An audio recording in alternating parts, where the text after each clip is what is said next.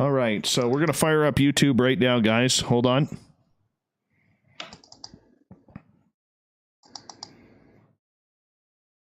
Hey, everybody, we are back on YouTube live with Spaced Out Radio. How y'all doing? Good to have you here. You know me. I am your handsome radio guru, Dave Scott. I got the hair pulled back and my beautiful Mighty Moose beard oil ball cap on tonight. And we are just about to get everything going here. Let's give a shout out to everybody who is here so far. Wayland, how you doing? The Desert Clam, Jeff, Pat Smack, back for the second night in a row. Thank you so much. Mr. Man, Mister, good to have you here. Hey, Tammy, thanks for coming out. Hey, Renee in New Zealand. Good to hear your wolf is up to level 24. And who else we got here? The beautiful Jules. Thank you so much for coming on in. I know there's a few more. Middle Child, how you doing, man? Thanks for coming on out. Hey, Brett, good to see you here. Derek, thank you for coming on in. Appreciate that. We got Matt Lay and Merle. Yes, it's a Merle night tonight. All Merle, all day, all night long. Always good to have you all here as you all start to trek on in. Bigfoot Michigan Rob, thanks for coming on in. Appreciate that. Matt, how you doing? Oh, doing just fine. Excellent. Just, chilling. Excellent. Hey, new listener in here, Texas Man 2186. Thank you for coming on in and giving us a go here. We really do appreciate that. How you doing, Merle? Doing great. Yeah. Excited to be here. All Merle, all day, all night. Hey, Asteroid, Spookles the Cat. You're doing great on our Twitter account, by the way, there, Spookles the Cat. Thank you so much. All right. So where are we here? We are about 3.5 minutes away from launching this bad boy. Everything paranormal tonight. Everything paranormal. And we're going to have a good time. Hey, Philip. Hi, Lisa from Cincinnati, Ohio. Thank you for saying hello in our chat room. Really do appreciate you doing that. Thank you. I hope you enjoyed tonight's show. Hey, Zach. How you doing, man? Thank you for coming on in. I think I got to refresh here. I think my screen froze there for a second. And let's see here. Oh, there's Merle. Hey, Merle. How you doing in the chat room there? Just saying hello to everyone via texting. There you go. Hey, Devin, poetically mistaken. Good to have you here. Zach, I think I gave you a shout out. And I got to tell you, everyone, I have to tell you, Matt Lay's beard is probably the best beard in the paranormal. 100% best beard in the paranormal. So when you're wondering, Matt, if you ever decide to shave that off, and by God, I hope you never do, okay? But I've got a collection of beards in the studio here. I want that beard. I want that beard. Well, my daughter says it's got to be Dumbledore's, size. I know. So it's going to be going for a while. I know. But just in case you ever get to that point, like you screw up on your beard like I did on the weekend, and you got to have a shave, I want that beard for the studio. Deal. Thank you. Oh, wow, you did get rid of your beard. I just noticed that. I did. I didn't mean to, but I did. Let's give a shout out. Let's give a shout out to Nathan. How you doing, buddy? Thank you for coming on in. Philip, good to see you again.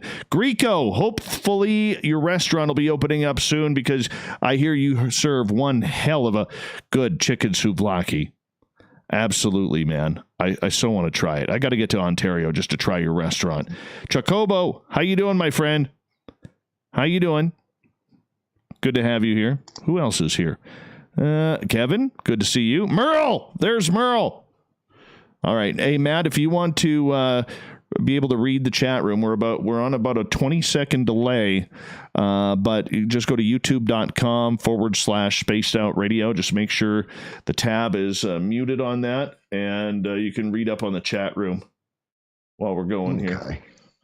So that way you kind of know. And if there's any questions in there, both Merle and I will get to them. There's Barther L, and he is the leader of the Third Nipple Crew.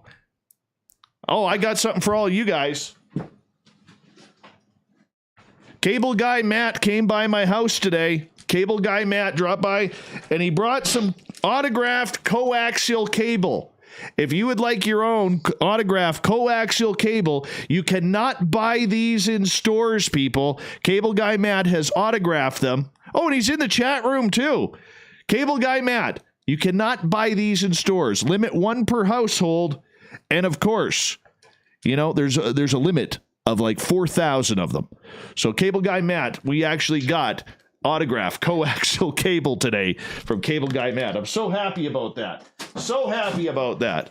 All right, we got about 20 seconds before we launch. I want to remind everybody that we do have the Super Chat open tonight, and we'd appreciate it if you hang on out with us there and help us get things going on this end. You can join our Space Travelers Club for $5 a month. We got our store open on our website where you can design and pick out your own T-shirts.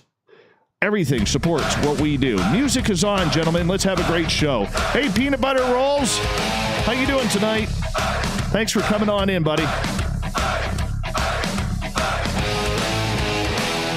Cable Guy Matt, that was brilliant today, bud. Brilliant. Here we go, everyone. Let's have an awesome show.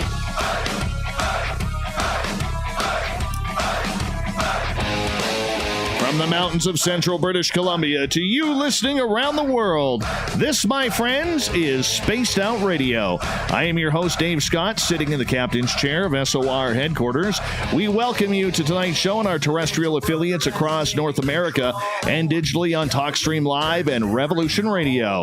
If you want to take a listen to our archives, guess what? We have them free for you at youtube.com/Spaced Out Radio. Just do me the favor, hit that subscribe button. You can follow us on Twitter at Spaced Out Radio for the show and my personal handle at Dave Scott SOR. Our website is spacedoutradio.com, where we have a plethora of features for you, including rocking out to Bumblefoot and reading up on Captain Shirk's SOR Newswire. Tonight's show is brought to you by Chive Charities. Help make the world 10% happier by visiting Chive Charities today. You can find them on our website.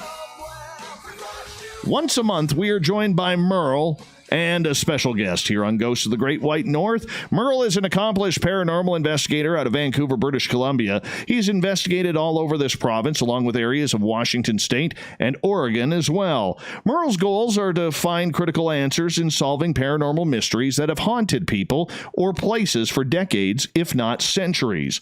Tonight, we are also joined by Matt Lay. Fantastic beard, probably the best beard in the paranormal, to be absolutely honest. He's an author and a paranormal investigator out of the province of Saskatchewan. So, because it's so flat in Saskatchewan, do yourself a favor, take the time to just wave. That's all you got to do. Wave up there. Matt will be able to see you. It's so flat up there. Tonight, we will delve into the differences of paranormal investigations, how to find ghosts, and we're going to get into Mike's and Matt's really cool paranormal stories as well. Then at the bottom of hour number 3, I will bring you the SOR Newswire, brought to you by Paranoia Magazine. Merle, always a pleasure to have you here, my friend. How you been doing? Indeed it is. I'm doing very well. Excited to be here tonight. Think it'll be a good show. And I'm done with COVID. I'm done with it. Oh, I think we all are, my friend. I think we all are. I got to tell you, man, up here, you know, like just going to the gas station to grab a drink or pick up some fuel and having to play like it's like chess out there, man. It is like chess. You know, like I'm afraid to make the wrong move because, you know, I might be hit by the knight or the queen or the king or whatever, man. I'm scared about that. In the lower mainland where I live, I don't think people think it exists anymore. Yeah, it's pretty much getting that way. How about for you, Matt? How you been doing with it? Oh, doing okay. It's I've been in isolation now for a couple of years, so you know. Yeah, it's nothing new for us introverts, is it? No. But watching the people around, it seems like because Saskatchewan has such low numbers reporting, it's pretty much so business as usual. Just everybody's keeping their distance away from each other. Well, I can tell you this: my little town, thank goodness, knock on wood, has not had a single case up here. Not a single case, which makes me feel really good. And everybody's done their job to try and, make sure we're not spreading it. But God, I'm sick and tired of playing chess in the aisles, man. Totally. Oh, yeah. Totally sick. Now, for people on our YouTube channel making fun of my beard, okay, yes, I had a shaving accident over the weekend, okay? I'm not trusting myself with clippers anymore. I'm just not trusting myself. So that's just the way it goes. That's the way it goes. Gentlemen. Have that accident on top? What's that, Merle? Are you going to have the accident on top as well? No. The hair is fine. Leave the hair alone, Merle. Just because you can't grow any. That's not too fair. Gentlemen, we are going to talk a lot about the paranormal tonight, and I want to get into your stories tonight. And Merle, everybody is pretty familiar with you. Matt, it's been a couple of months since you've been on this show. Let's remind people, how did you get started in the paranormal? Because you're actually a United States Air Force veteran. You married a pretty Canadian girl, and you moved up north. But before that, you were very highly involved in the paranormal community. How did you get started? Well, it's back in 1986-ish, brain fog. I was doing a lot of research and more in the metaphysical and the occult realm, but I was asked to be involved with some paranormal investigations that were poltergeist related, I guess you'd say. So it was, and it developed from there. And from the New Orleans area and all across the South, there's always stories, with the Delta. And it continued on all the way through when I moved to Atlanta. So it's been anywhere from doing lectures and working with different paranormal teams for quite a while now. And then, of course, get to Canada, which I'm very happy about. The research continues through the Modutu effect. I'm in the chat room. It's listed as the Modutu effect. Excellent. And did you ever want your path to go this way? I like asking that question to a lot of people because all the stories of how we all, one way or another, got involved with the paranormal supernatural world, it's more than just an interest for the most of us. It's an experience. It's something that just kind of led us down this weird, strange path that we just cannot get out of. How about for you? Was there that one story or incident? Well, my family was very, we'll use the term open-minded, with different aspects of veils and whatnot.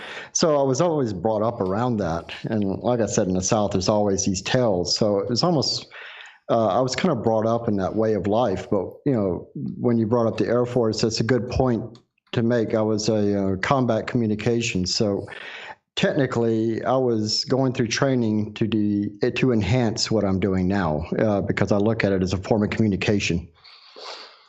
Mm-hmm. And for you, Merle, you're somebody now, I believe you're on your 10th year of investigation now, or plus, because you're old that way. I'm just wondering, 15 years. Okay, so you're really old. I'm just wondering for you, you've talked about your experiences a number of times on this show, but do you have a story from way before you got really heavily involved in the paranormal that just really affected you to the point where, to this date, you're still looking for the answer to what that was? Two stories. The first story, I was thinking about this question when you asked Matt, actually. It popped into my head. When I was really young, my parents used to ship me to my grandparents' house, my grandma's house. My grandpa was passed away. So every night she would be writing in her journal religiously. And I would always ask her, why do you write in your journal so much? And she would say, so they can't talk to me. I'm like, so who can't talk to you? I'm 10, 11, maybe 12. So I have no clue what she's talking about. She's like, yes, they talk to me. If I don't write in my journal, I have to keep my brain busy until I fall asleep. And then growing up, I kept asking her, I'm like, what did you mean by that? And she would say she could see spirits to try and come and talk to her and tell her bad news to deliver to people. So kind of creeped me out. And then fast forward to when she was basically on her deathbed in the hospital. And one of my last conversations was with her was when she brought up that conversation I had with her. And she's like, remember that time when I was telling you I could see people that are going to send me a message? She's like, I talked to your grandpa. Grandpa came yesterday. Mind you, my grandpa has been dead for over 30 years. And he said, it's my time, so I will be leaving tomorrow. And lo and behold, she left. Oh, wow. And yeah, so that made me think about like psychics and mediums, and that one really hit home when she said that, when she died. And my first paranormal encounter was in a town called Winnipeg, Manitoba. And I've told this story before, but I was staying at my cousin's historic house, and we went out to go shopping, and I asked him why he didn't lock his door. And he said, well, my friends look after the house. Nobody was in the house. And it was in kind of a shady part of the town. And lo and behold, that night when I was trying to go to sleep on the main floor, it was like a giant, just picture a giant plantation house. That's what it looked like in like a city center. And he was sleeping on the top floor. I was on the bottom floor. And then there was a creepy CD basement that looked like a basement out of The Conjuring. And all of a sudden I hear giant footsteps coming up the steps. The door slammed open. And then I'd hear a guy thumping around all over their kitchen. Then I went back downstairs, and by the time he hit the bottom stair, the door would slam. And it happened over and over and over all night. I even got up and watched it happen. And then that's what got me involved with wanting to know more of why that stuff happens. So when you had those experiences, Merle, I mean, those are pretty close to home for you with your grandmother and everything. You know, did you come from the type of family that I did, where you just didn't talk about this kind of stuff? It just wasn't brought up. And if you did see something, it was like, yeah, let's just push that under the table. We just don't want to deal with that. Very much like Matt, the way your family was, my family was polar opposite, man. How about yours, Merle? No, my family, my sister dabbled with the occult when she was younger. She tried Ouija and that. Everyone's always, my family, they're always interested in tarot and psychics. So I think there's just that bred into us from my grandma and so forth. We're all open to all of that stuff. But do people talk about ghosts and hauntings? No. My aunt has a haunted house. She will not talk about. She will not let me investigate it. She'll want to tell me about it, but then she'll pull back. So it frustrates me. I can see that. Matt, what's the most frustrating point you had with your family growing up regarding the paranormal, or friends? Oh, well, growing up in the South, there seems to be a stigma about it, kind of like our current television shows that everything's demons. But, that's always the case. Instead of looking at outside of the family and close friends, because I keep my friends really close. But when you start going out and you try to discuss these things, immediately it's a stigma about it, that it's demons or something. Immediately it's got to have a label to it that's based on paranoia and perception out of fear. So it's not they don't want to look at it as an open-minded. So outside of that circle of friends and family, you usually didn't discuss it growing up because it could immediately get you labeled, or people will shut down the whole conversation. So that was very frustrating, trying to find someone with an open mind that you could talk about these things. I get you. But for a lot of people out there, it's hard to find those people, Matt, that you can talk to about this. All right. Not everybody is going to go on the internet or on social media to try and find groups on Facebook or Twitter or Instagram, or try and find groups in their area to talk about these types of experiences that they are having. They go to their friends, they go to their coworkers, they may go to their priest or their reverend, or they may go to, some counseling in regards to this. For a lot of people, this is a scary topic because they don't know how to deal with it. They don't know where to turn. For people who are very virgin to this type of activity in the paranormal, what respect and what advice do you give them? Oh, excuse me. As far as trying to communicate, just look past the boundaries of what you may perceive or I always say this: don't rely on television as your education source, because that's like the worst thing. I mean, we have a television show. I'm not going to hide that fact, but it's not one of the best sources, and unfortunately people use that as their source for information. People that don't have access to, like you're saying, with Twitter and looking things up on the web, my biggest thing is don't research. It's kind of like that proverbial, you feel sick, the last thing you want to do is Google it. I mean, you're going to have everything known to mankind. So if you turn around and if you're curious about the paranormal, don't necessarily do a search for paranormal, but, or talking to your friends, but talk about the occurrences. We're kind of an open mind without suggesting, because that's the biggest mistake. People have conversations by leading into a conversation of what they want to hear into their fears. So, talk about the occurrences, be open about it. Don't hide, facts, but just saying, best example I can give is someone local here in Milestone, Saskatchewan, was dropping off something, and the doors were opening up on their own. And first thing he was talking to me about it was, I didn't feel comfortable. The doors were opening and closing on their own. And I said, well, did you feel a draft? And it just, we just carried on a normal conversation. Now, however, if he was doing it out of fear and leading the conversation, his conversation would have started off with, I think something's in there. That one of the doors shut, and immediately I felt this, and then another door shut. And then if you exaggerate your fears, you feed that into another person, and that person will turn around and build off of it. I get that. Merle, have you had similar experiences with people who are new to this? Yeah, one thing I tell them is to lay off the shows, all of the shows, because if you're a fresh investigator or somebody interested, and you watch the shows, if you see a light flicker in your house, you're basically going to think it's a demon. What I usually tell people to do is shop around the different teams, the different people in the biz, so to speak. Read some books, like older books on paranormal investigations, on haunted stuff, on the occult, because it all kind of molds into one pie. And come up with your own conclusions. Cross-reference with people that are trusted in the field, because through word of mouth, you're going to know who's good at it and who's not.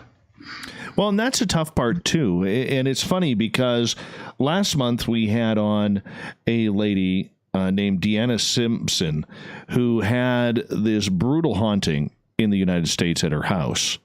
And the first thing she did was she actually went to Google. And she Googled her, paranormal teams in her area. And she said it was a complete nightmare. It made the activity at her home so much worse that literally she had to leave the house. It was that terrible, because all these groups did was they learned from television, they learned to provoke, they learned how to stir things up, and because they didn't get any answers, or they got scared themselves and ran out of the house, a lot of these teams, Matt, they actually forget that when you're dealing with residential type hauntings, you're dealing with people's lives, maybe children, even pets. Oh, yeah. Now, we've actually had a situation with multiple teams have been at this location in Regina. And aside from taking money from them, a great deal of money, it turns out the daughter was autistic, and they were trying to convince the family that she was possessed.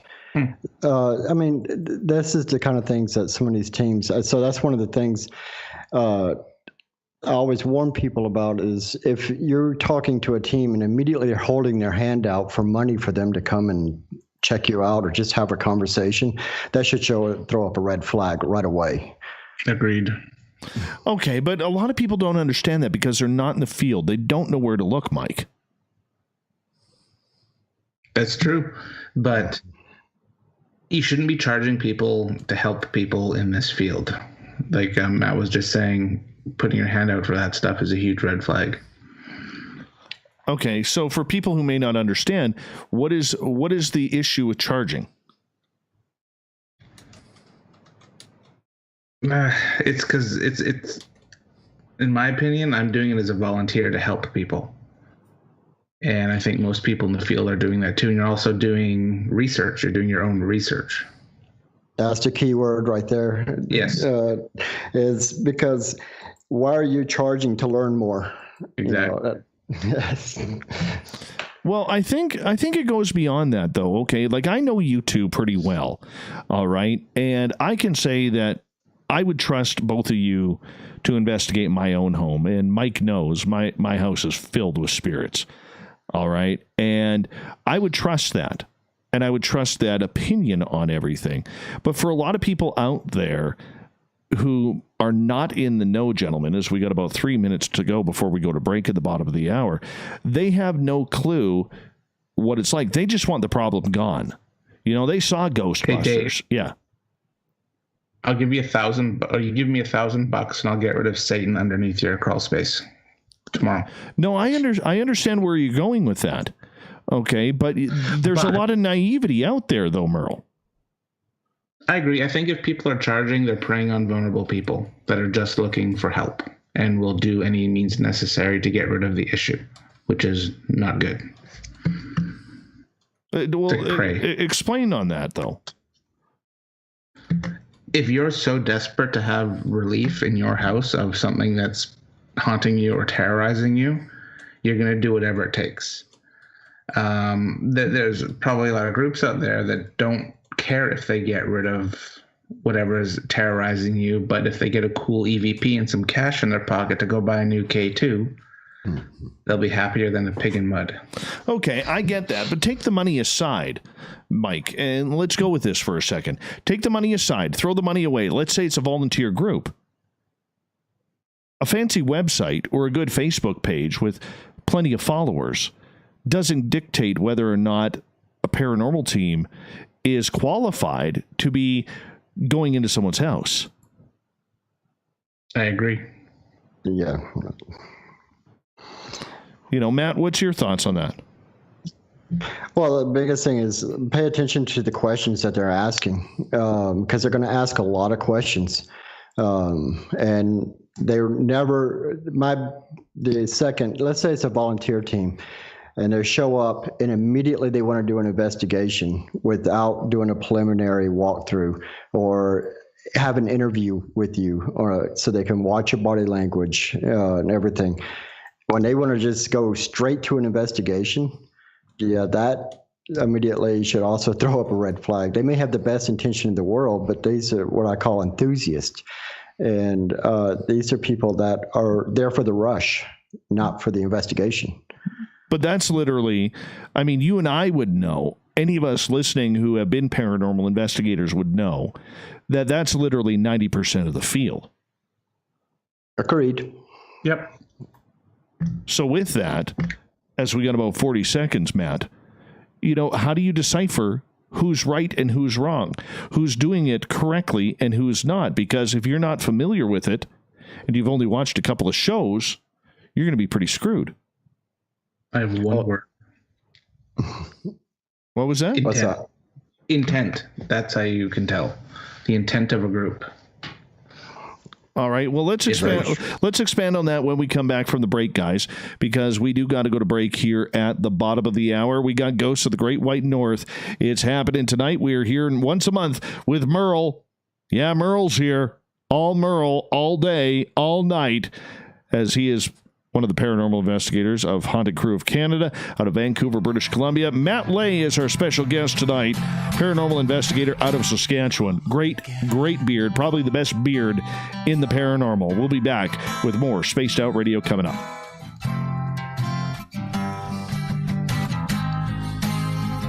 All right, gentlemen, we're clear. There we go. Excellent. All right. Are we still on YouTube? Of course. We are live on YouTube, gentlemen. You could say hi to the world. Hello, world. Let's see. Barther and the Third Nipple Crew. Spaced Out Radio sniffs the bikinis left in the return pile at the change rooms in Walmart. You sick guy. You sick bastard.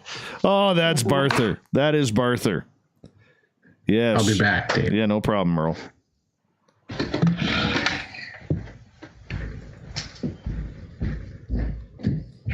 It sounds like Sasquatch. Hey, Dave. It's Allison. Hey, Allison. How you doing? I'm good. It's nice to see you. Now, did you hear what I said to Matt about his beard? I think I have to agree. I think he does have the best beard in the paranormal field. Yes, but if I agree with you. I agree with you. But if he ever shaves it, save those clippings. I want them for the studio here. Absolutely. Yeah, I've got two. Yeah, I think it's. I've got two beards from listeners in the studio right now. Oh my God, that's not creepy at all. Hey. You know, for a practitioner like me, no one would send me their beard hairs. Well, exactly. I'd say, you know, I looked at mine the other day when I screwed it up, and I'm like, oh, what do I do with this? What do I do with this? Hey, Grendel, thank you so much for the super chat, man. Really appreciate that. Thank you. That means a lot. Thank you so much. All right, that's kind of cool. I don't know why I'm always having to update my YouTube here. I don't know why. What is happening here? I got an excellent connection. Everything is good, but it's not updating the viewers and likes. For the longest time, I thought we only had like 28 people, and we have like 78 in here right now. Allison, are you still there? Where's Allison? Oh, sorry about that. I had you muted. Oh, that's all right. What was that? Allison, do us a favor. Yes, sir. Give Matt's beard a little tug for us, if you don't mind. Oh, there it is. There it is. That's what we wanted right there. That was the magic tug. Oh my God. That was the magic tug. Oh, I'm ready now for the second half hour, man. I'm ready. Oh my God.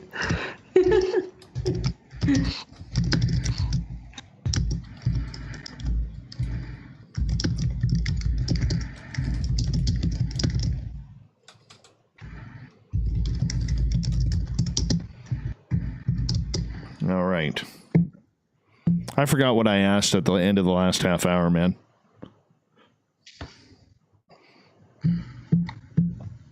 I totally did.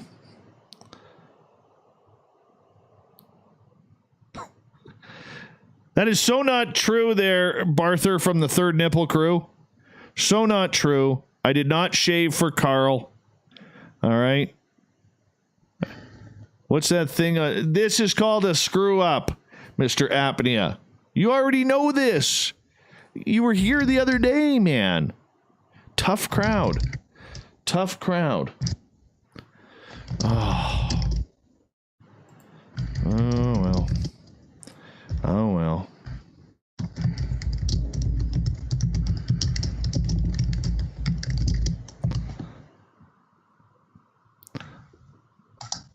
Mm-hmm. That ain't me. That's Matt typing away like a mother. I'm trying not to swear.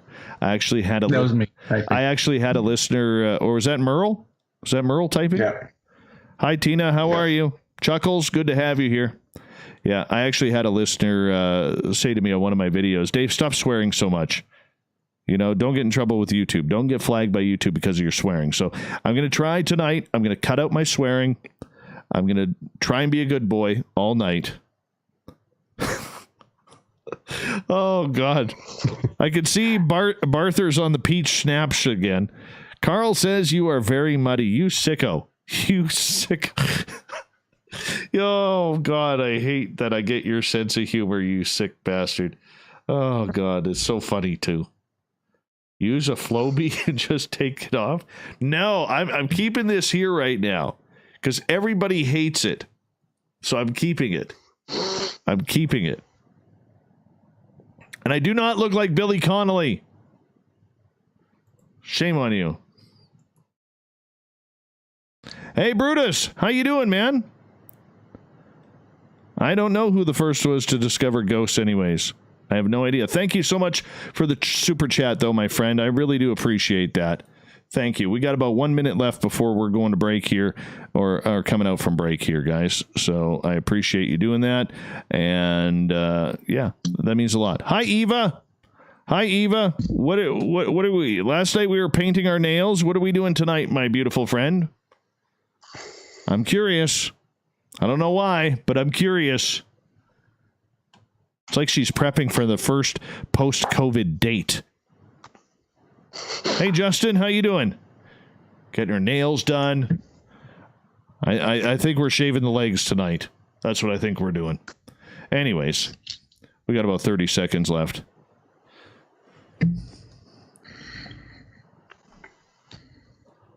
All right. Grendel, Brutus, thank you so much for the super chats. I really do appreciate that. That means a lot to me. Thank you so much. And remember, we also accept thumbs up from everybody. That means the world to us too. And really do appreciate all the love and support you guys give us on a nightly basis. Remember, you can do a little shopping at our SOR vault on our website and join the Space Travelers Club as well, as we got that going as well. So thank you so much. We'll be returning to the show right now. Music's on, gentlemen. Welcome back to the second half hour of Spaced Out Radio tonight. I am your host, Dave Scott, sitting in the captain's chair of SOR headquarters. Thank you so much for joining us. Really appreciate you taking the time. Hey, I want to remind all of you that if you've missed portions of this show or others, you can check out our free archives at youtube.com/Spaced Out Radio. Do old Davey the favor, hit that subscribe button. Our website, spacedoutradio.com, where we have a plethora of features for you, including rocking out to Bumblefoot and reading up on Captain Shirk's SOR Newswire. Follow us on Twitter, will you? At Spaced Out Radio for the show, and my personal handle at Dave Scott SOR. We are talking all paranormal tonight with Ghosts of the Great White North. Merle is here from Haunted Crew of Canada, and we are joined by a gentleman who has the best beard in paranormal, Matt Lay. Got a great book out too. Matt, remind us about your book that you got out now, man. It's just pretty much, so it's a practical guide, the paranormal and supernatural.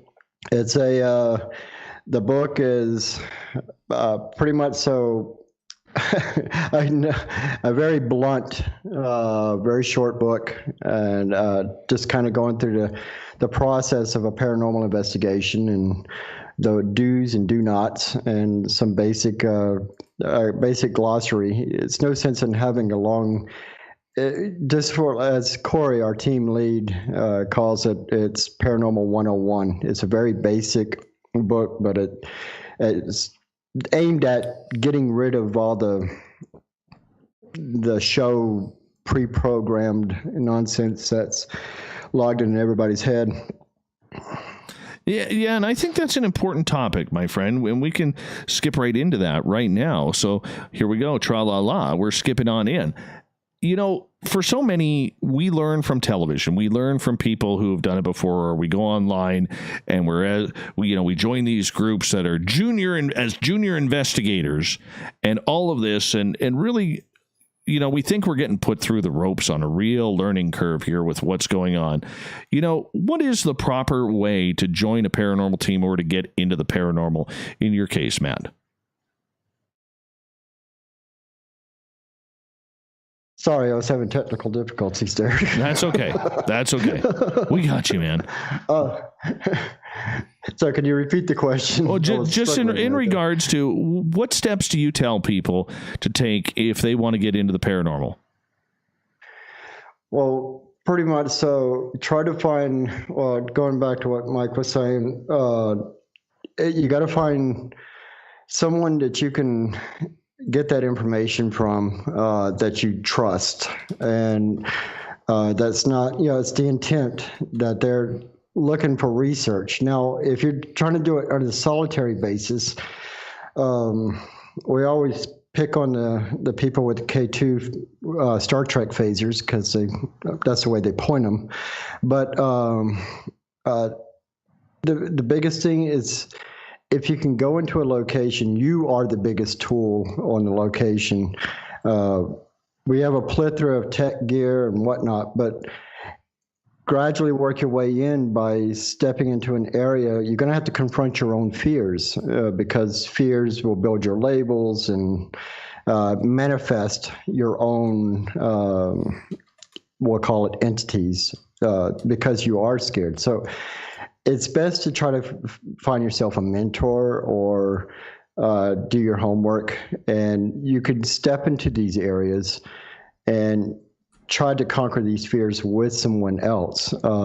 If you don't have that security blanket available, it's a lot tougher because immediately you're going to try to resort right back to what you saw on television, what you saw in movies, and what you're willing to manifest in your own head. And that's what people have to understand is when you're trying to go into investigation or learning to do this, on your own, you're going to have to face a lot of your own inner fears because you've been pretty much pre-programmed all your life to be scared of the proverbial dark. Mike, what's your thoughts on that? Thoughts on how to join a team? Mike, is that was your question? Well, it was more about just getting started in the paranormal. Getting started in the paranormal, out here, like I can use me as an example. I contacted like 4 or 5 different groups that are in Vancouver, and I went out on kind of like ride-alongs or guest appearances, whatever they call it, on different nights with these different teams. You watch how they conduct themselves with a client. You watch how they conduct themselves with their gear. You watch how they conduct themselves when conducting the actual investigation. And that's how I drew my conclusion. A couple of the teams I went out with, they were just there to cause a ruckus and really not help the client. A couple other teams I went out with were there for evidence and actually genuinely there to help the client, which was my goal, what I wanted to do. And yeah, you basically just gotta go out there, fall down a few times, get scared, run away a few times, and become an investigator. How much does fear play a part of it, Matt? Well, I think that's a twofold answer. For the enthusiast, that's their driver. They want to be scared. For the investigator, because unfortunately enthusiasts get categorized into that, and remember that 90% that we were talking about earlier. So, because most of those are just enthusiasts. They want to go in for the rush, for the scare. But as far as the researchers, yeah, you're going to have we have to look at it as a legitimate researcher. You're going to be scared at times. You're going to be startled. I think that's the key word I'm looking for. Anybody touches you in the dark, or you get something slammed in the dark and you're not expecting it, of course it's going to startle you. But the biggest thing is to keep the fear out of the equation, because if you're startled and now you're shaken up and you're scared, you're going to have to stop and step back. And I guess the key word I'm trying to say is become more analytical to why that happened, or as an opportunity. Look for opportunities versus chasing fear. Because if you chase fear, you're going to miss your opportunities. And, because a shadow play on the wall and immediately you label it because you're scared could be as simple as a car driving by. And now you've just started chasing the proverbial ghost or chasing your tail in the dark because you didn't stop and look at it as an opportunity to evaluate the situation. Well, did you know, Matt, what you were chasing the first time you went on a paranormal investigation? No. And this is the reason I'm bringing this up, but this is lessons learned from experience. The first time I ever went on an investigation, which in this particular case was being manifested by the residents, not by a particular, I hate the term ghost hunting personally, but because it's not always that. But in this case, fear, my very first investigation, fear was my driver because they had pre-programmed all these things, the team that I went with, that it's going to be this, it's got to be this, it's going to be that, and that will pre-plant your imagery in your head. So you have that fear developing while the whole time you're there. And it makes it very difficult to actually look. You're literally going in pre-programmed to look for a specific thing, and you end up missing the opportunities. How about for you, Mike? I was just going to say, I totally agree with that. You got to go in, and I like the word analytical for the paranormal. I'm always asking why. People get annoyed at me often when I keep saying why or explain it to me, it's all about the evidence. I agree. Like, if you see a shadow on the wall, most of the time it's going to be a car or something else like that. But you do get that, I use a gold panning term, pay dirt sometimes when with seeing an actual real shadow or full body apparition. But it all comes down, to exactly what Matt was saying. Okay, so when people are going out for the first time, how should they prepare themselves? What is the purpose of them trying to do this? All right, like how do you warm up for a ghost hunt, Mike? Me, I do you want me to walk you right through exactly what I do? Well, that's kind of the purpose of the show. Fair enough. I have quiet time before an investigation. I like time by myself. I like to just hang out, clear my head, because I like to go into an investigation with an open mind, no preconceived notions. I don't investigate in a bad mood, and I don't investigate with a negative mindset, because I feel that will conjure or bring in negative responses or not the responses I'm looking for evidence. Every investigation, that's what I do. I don't like to eat before an investigation. As weird as that sounds, but that's what I do. I try to keep myself as quiet, calm, and cool and collect as possible. Okay, so what's the difference between what that is and superstition? It's the same thing as being in a hockey dressing room before a playoff game. Same thing for me. I use stones. I use onyx and I use rose quartz personally for me, for protection before going into investigations. I don't feel right without those. But sometimes on the flip side, I won't use them if I'm looking for stronger responses when I'm investigating. So I guess, it could kind of be categorized as a superstition. How about for you, Matt? Well, it's a combination of exactly what Mike was saying, but I'm also in charge of all the tech that we carry into the investigation. So, of course, I'm going through my checklist, and because you don't want to bring everything, you want to bring what's useful for the investigation. And also, I want to touch on something that Mike said. Yes, you've got to be grounded and centered before you go in as an individual. And that's why it's also important to have a team that's that way. Because if you're going in, let's say, for example, you have a team member that's had a really bad day and starts creating odds within the team, that's going to actually create a negative atmosphere. And it's going to really contaminate the investigation. So, but it's important for each of us, and we all do the same thing. So when I speak for me, I speak for all of us. We're thinking about grounding ourselves, staying, I hate to use the term stay positive, because there's always going to be, like, on your way out to the investigation, somebody cuts you off in traffic or something like that. Let's be real. But you've got to stay centered and focused and, mostly grounded. So me, as a personal technique, I'm just more or less focused at the task of hand. When I get on site, My big thing is I make incense blends, and I don't make incense for smudging. That's been like the constant question that I get.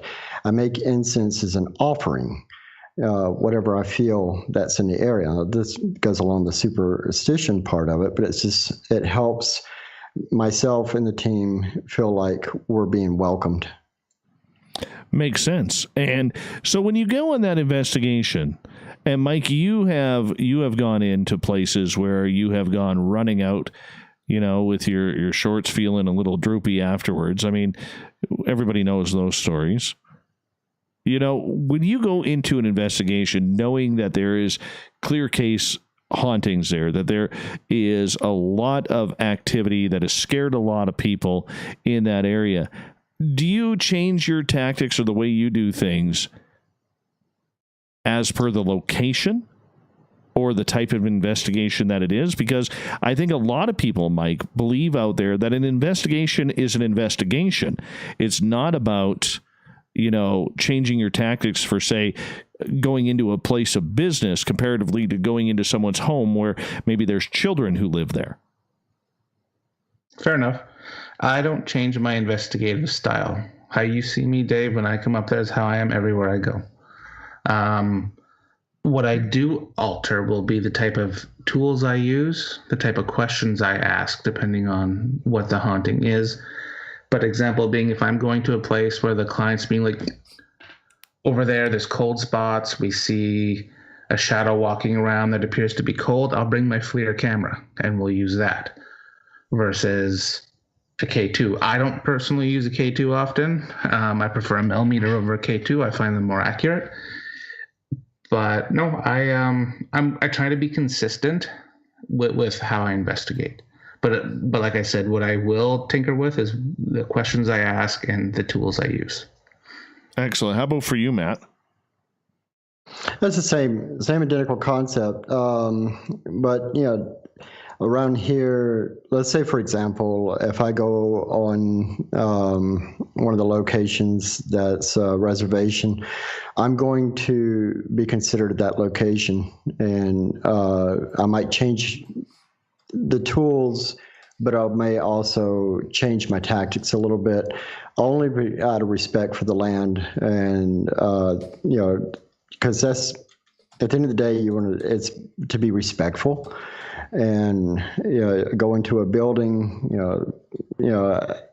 you find out the history and whatnot. So I might adapt to that history so that I have a better understanding, and also the people there. If they're just absolutely petrified, for example, when we're doing our first sweep and doing a walkthrough, we're going to be very considerate of the individuals there and choose our words not to induce fear, and be more understanding of their emotions. And so those tactics might change, but like Mike said, we only bring the equipment that is more focused on, like you said, the cold spots or the particular activity. It's like we always pick on the K2s, but we like using the trifields, and because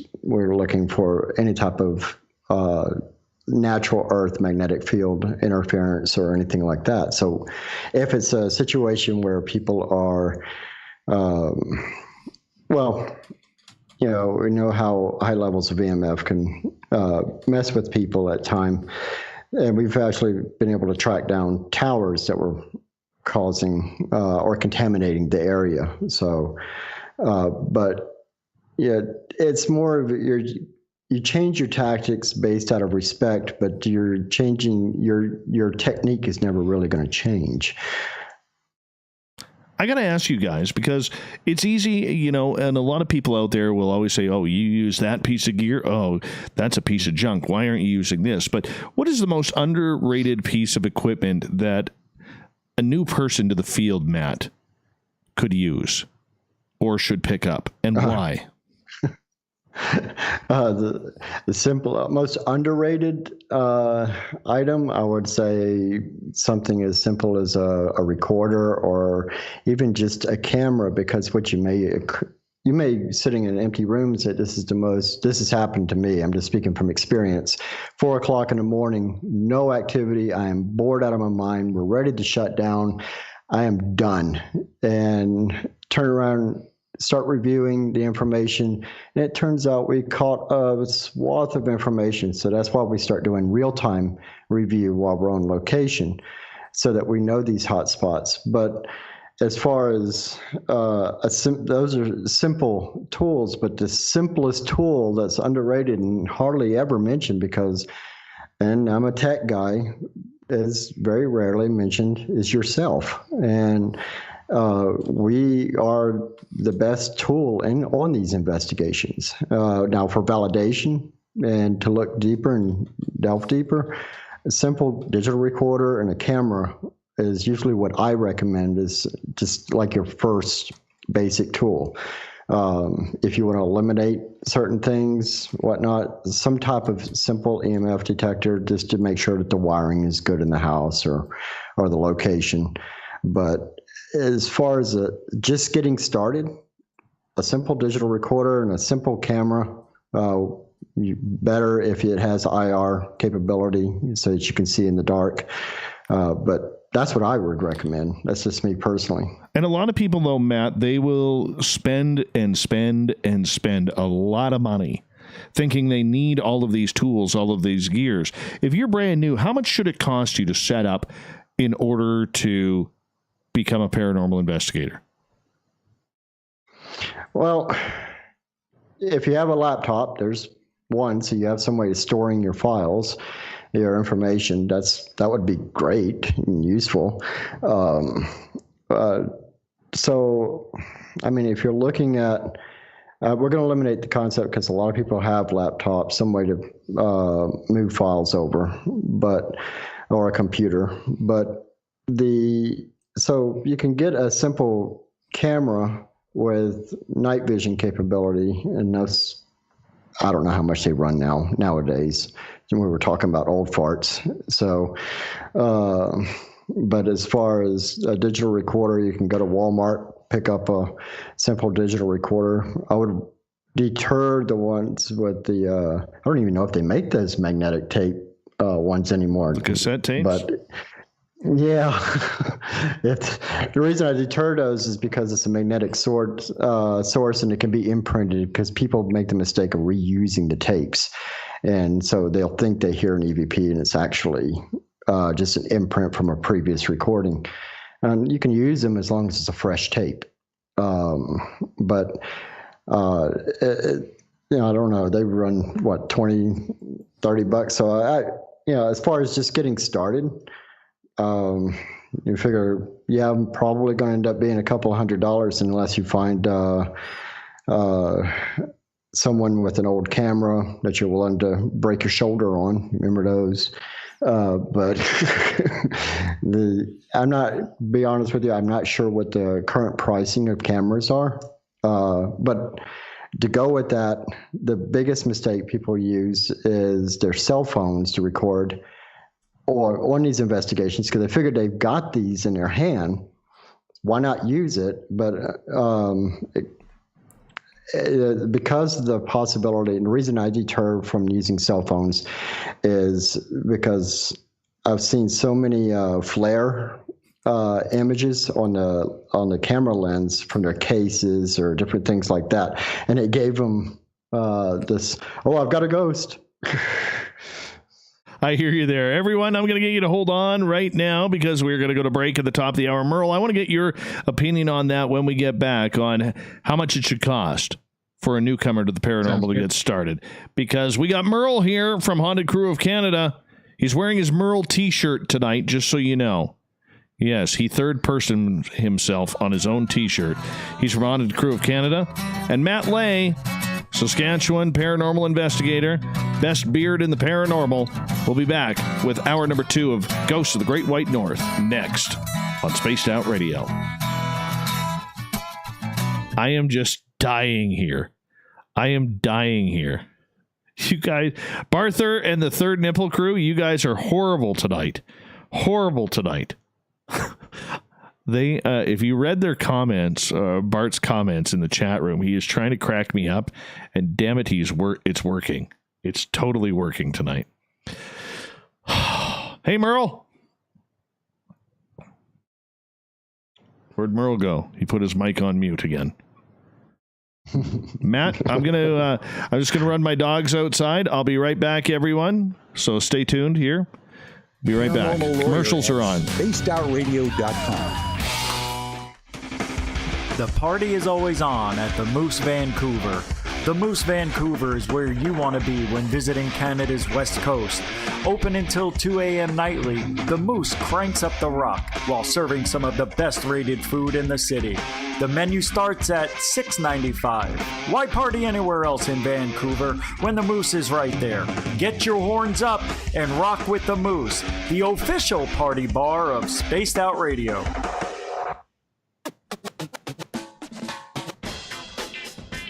The SOR Vault is open for business, and do we have some cool swag for you to pick up?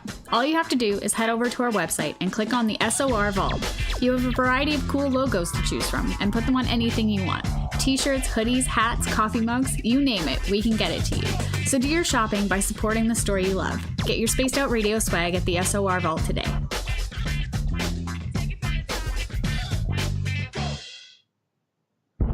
Are you intrigued by Paranormal Talk Radio? You'll love the new Paranormal Radio app from TalkStream Live.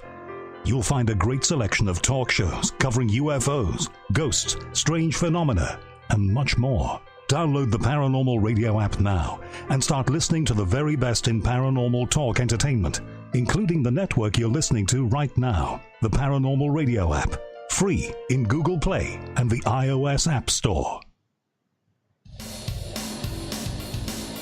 We all know on Spaced Out Radio we love a good beard and mustache, so why not take care of your facial hair with Mighty Moose Beard Oil? Made in Canada, we're taking care of beards and stashes around the world. We use 100% natural ingredients with our oils and balms to make your whiskers feel silky smooth. Use promo code SOR2019 at MightyMooseBeard.com today.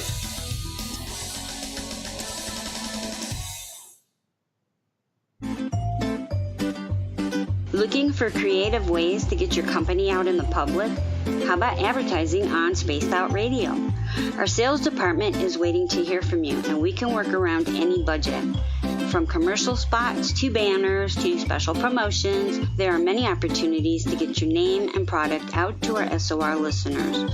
For a price guide and more information, please contact us at sales@spacedoutradio.com.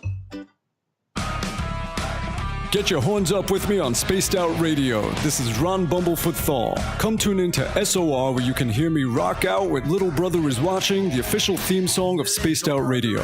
And then come on over to bumblefoot.com where you can find out about my tour schedule, my music, and everything else. Bumblefoot.com keeps you up to date on what I'm doing and the best way to stay in touch with my music and music camps. Sign up for my newsletter at bumblefoot.com and remember, Little Brother Is Watching. For the price of 1 cup of coffee a month, you can become an SOR Space Traveler. The Space Travelers Club is a place where you can interact with other listeners, either live during the show or on our great forum. We want your stories, pictures, comments, and ideas. You'll get live video streams, exclusive content, and be a part of our newsletter. All right, guys, I'm back. Stay in touch with everything SOR. We've got just over 3.5 minutes left. All right. Hey, Zenzabil, welcome back. Nuke the Fox, thank you for coming on in for the first time. Really appreciate you giving us that opportunity. How many we got here? Because this is making me refresh all the bloody time. I don't know why this is doing this tonight. Oh, we're at 81. Cool. Cool. Excellent. Thank you so much for tuning on in. Remember, doesn't matter how much chin hair you have, Mighty Moose Beard Oil, made here in Canada by a Dutchman named Gary, Chilliwack, British Columbia. You can pick this up in Canadian dollars. Get a cool hat as well. All you do, take a little bit of this drop thing here, put it in your hand just like so, and you rub your hands together, and you put it in your beard. That's it. And when you screw up on your beard, like I did, you only have some chin hair to kind of throw the beard oil onto, but that's all right. Makes it nice and smooth and silky. And then you feel real manly or womanly, however you want to feel, after you use it. MightyMooseBeard.com. Remember, it's all in Canadian funds, too. So, like a $20 package is only like $14 American. And Gary will be happy. Make sure you use the promo code SOR2019. SOR2019. That would be cool if you did. Real cool. Yeah. Mm-hmm. All right, we've got about just under 2 minutes here. Big thank you to Grendel and Brutus and to BG's for the super chats tonight. Thank you so much for that. Really do appreciate that, everyone. Really do appreciate that. That's really cool. Really, really cool. About 90 seconds here. 90 seconds. By the way, for all you cat lovers out there, we got a new addition to the family today. Got a new kitty. She's 2 years old. And right now she's stuck under the bed because she doesn't know what the hell's going on. So, but she's really cute. She's really cute. So we got a new cat. And slowly but surely we'll introduce her to the dogs. Because Doug and Shadow, they like cat. Well, Doug doesn't care. Shadow, he just wants to play hard with everything. Right, Merle? Merle knows because Shadow used to be his dog. Indeed. Yeah. Absolutely. Absolutely. Good old Doe. Mr. Doe. Dave, are you on TRFR2 or something? What is TFR? What is that? I don't know what that is. I don't think so. All right, we're into the final commercial here, everybody. Don't forget, you can join our Space Travelers Club for $5 a month on our website. Do a little shopping at the SOR Vault. Grab yourself some Spaced Out Radio swag. And a thumbs up on this show and our other shows that you watch on our YouTube channel is a great help as well. So thank you so much. Here we go with hour number 2. And let me know what you want to hear. Here we go, guys. Music is coming on. You're listening to Spaced Out Radio with Dave Scott. Follow Dave on Twitter at Spaced Out Radio and on Facebook, Spaced Out Radio Show. Let's kick off hour number 2 of Spaced Out Radio tonight together. I am your host, Dave Scott. Thank you so much for joining us. We say hello to everyone listening in on our terrestrial affiliates across North America, on the digital side, on TalkStream Live and Revolution Radio. Remember, all of our archives are free at youtube.com/Spaced Out Radio. Just do old Davey the favor and hit that subscribe button. The Desert Clam has set the password for tonight in the SOR Space Travelers Club. It is Gallianthropy. Gallianthropy is your password. Use it wisely, Space Travelers, as the Clam sets the password each and every night right here on Spaced Out Radio. Our website is spacedoutradio.com, where we have a plethora of features for you, including rocking out to Bumblefoot and reading up on Captain Shirk's SOR Newswire. Also, remember to follow us on Twitter at Spaced Out Radio for the show, and my personal handle at Dave Scott SOR. Tonight, we are talking Ghosts of the Great White North. We are joined by Haunted Crew of Canada's MERLE and Matt Lay out of Saskatchewan. Great beard, best beard in the paranormal. And now we're going to talk some ghosts. Mike, right before the break, I had asked you guys about, how much should it cost in order for a brand new person into the paranormal field to get started? Now, Matt brought up some good points. Get a recorder. You don't have to spend a lot of money. You're a gear guy. You tell me. I agree with Matt with the recorder, but I have a reason for the recorder. Whenever people ask me about gear, I say don't go cheap on an audio recorder, because that's where, in my opinion, 80% of your evidence comes from, like EVPs. Each of my recorders are easy $300 a piece. For a first starter recorder, I would recommend the Zoom H1. That's one of the first Zooms I ever had. Americans, I think it's $150. Here it's $200. The reason is it's because it records in wave, and I'm going to explain that. So the difference in recorders, a lot of them will record in MP3, others will record in wave. Now, if you record in MP3, it condenses your audio on your playback, which will eliminate potential evidence, whereas wave does not compress. It's all real-time, raw audio. So you need to find a recorder that records in wave format, and I prefer Sony IR cameras. You can get cheap used ones for like $300 now. With an IR light you have to order, which is $100. Most underrated piece of gear, I agree with Matt, with yourself and your feelings in your gut. But for a toy, I would say the REM pod. I love the REM pod. We get a lot of cool audible responses on it. Like, if you're here with us, make the REM pod make a noise. And a lot of times it'll beep and whatnot, which I find kind of cool when it's audible answers. But yes, audio recorder and video recorder. I appreciate that. Thank you so much. And with everything that you guys go and make happen, when you're looking for ghosts, okay, what do we need to be looking for, Matt? How do we know what we are looking for and what we should be looking for? Should we have a goal before we even start why we're doing this?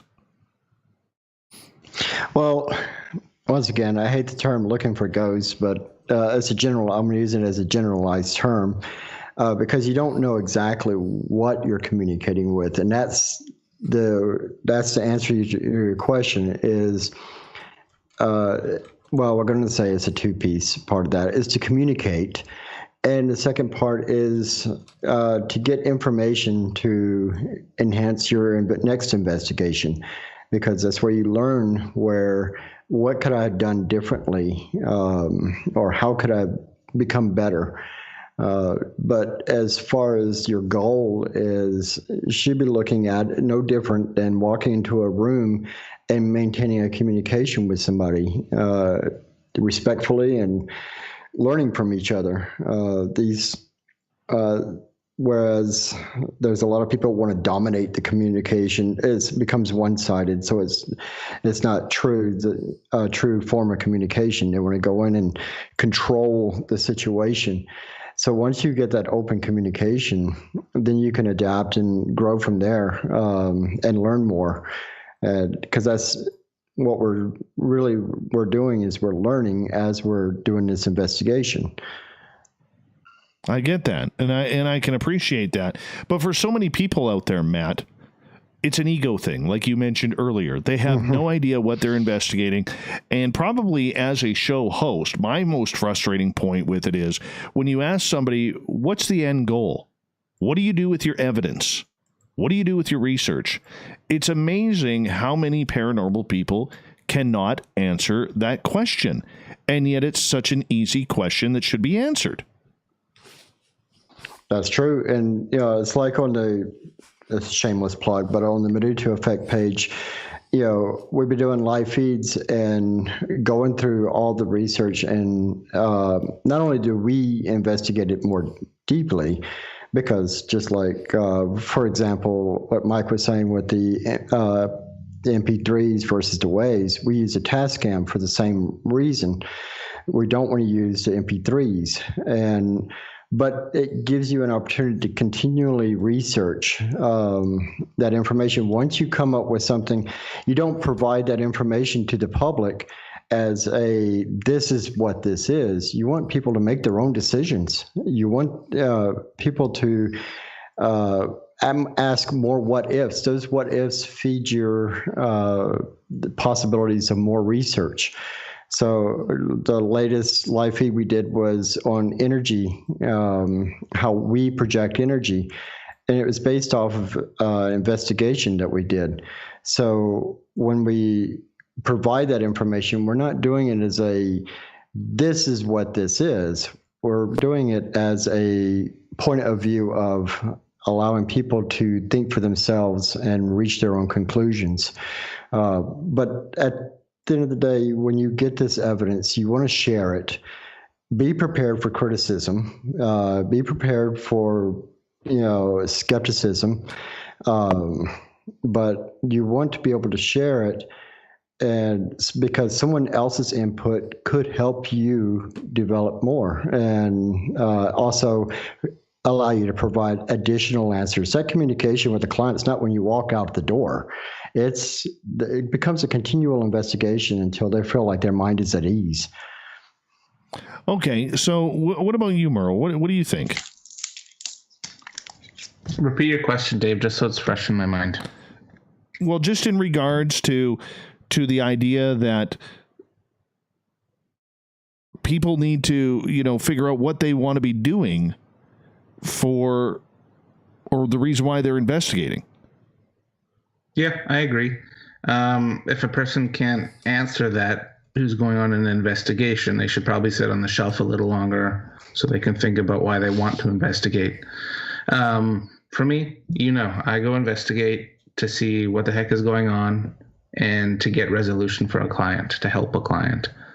I like to obtain the evidence and research the evidence, and then I will bring my conclusion to my complainant, well, it's a work term, to my client, and find resolution like that. We always go back to the client. I find with residential investigations, the aftercare is the biggest part of the investigation, making sure their house is okay, because you're not just going to leave them high and dry. Because sometimes when you go into an investigation, it's like poking the bear. You go in there, you get a couple EVPs of things, and while you're going through all your evidence, usually we try to give a 2-week turnaround with residential clients.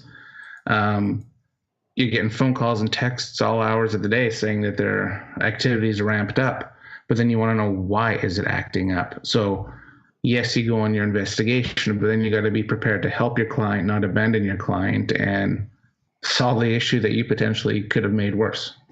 All right, let's get to a question from our Space Travelers Club from Joey, who's asking, and Matt, we'll start with you on this one.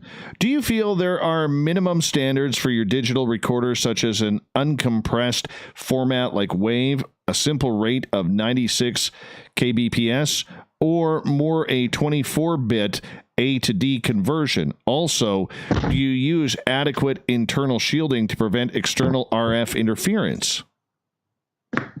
That is actually, I love those questions.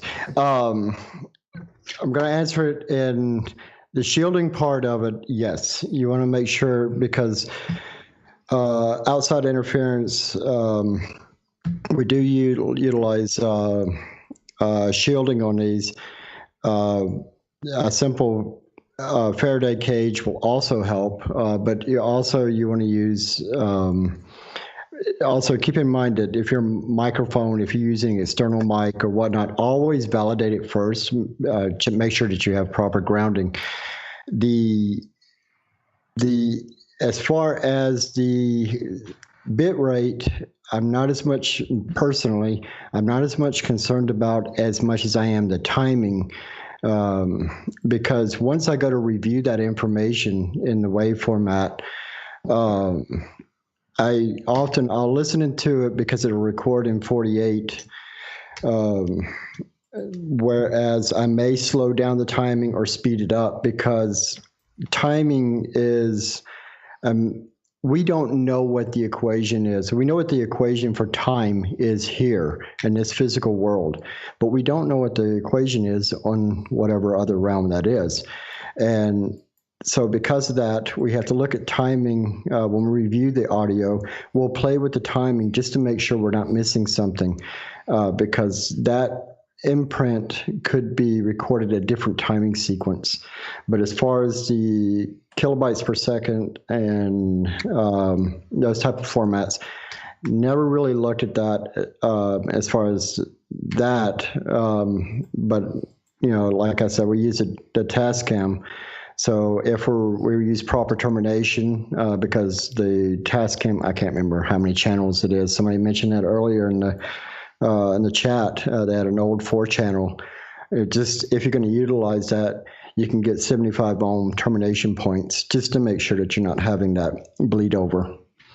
Mike, do you want to take a chance at that one as well? Yeah, I use uncondensed wave, like I said earlier, but on my recorders, I use 48 by 16.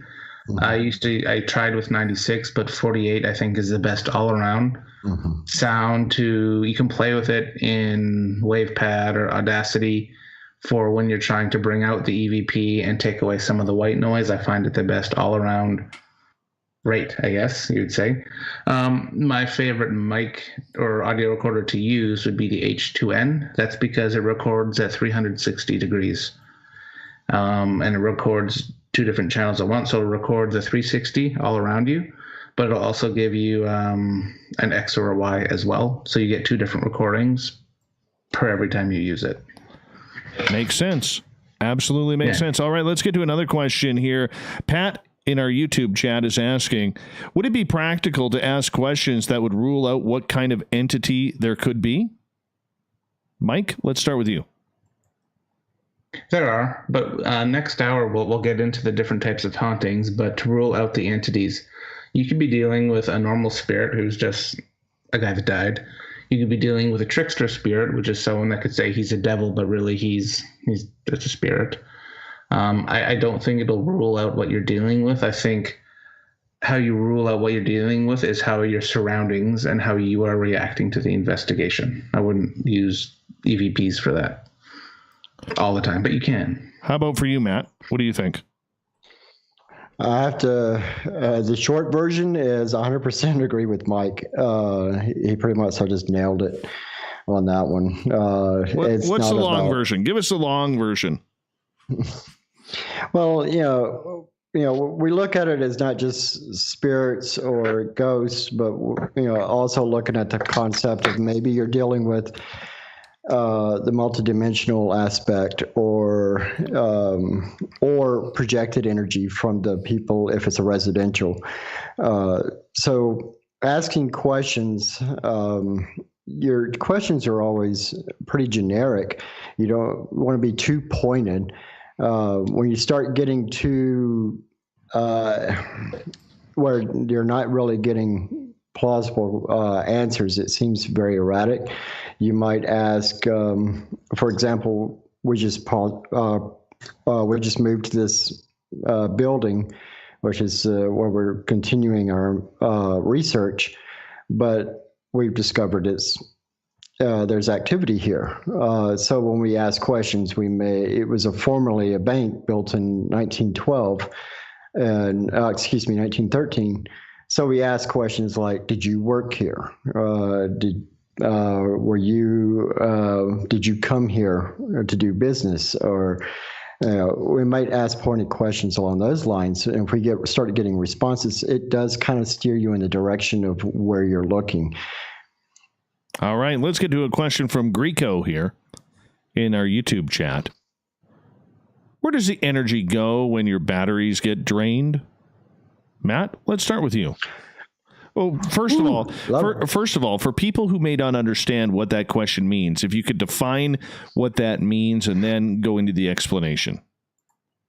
This is actually one of my favorite gadgets that I've put together, and it's based off of my wife Allison's theory. So that is DC voltage, which is the most, when you rub your feet across the carpet and you shock yourself, that static charge can be rated as a DC voltage. And my wife came up with an idea asking that same identical question. Why is it that these batteries get drained and then all of a sudden there's activity?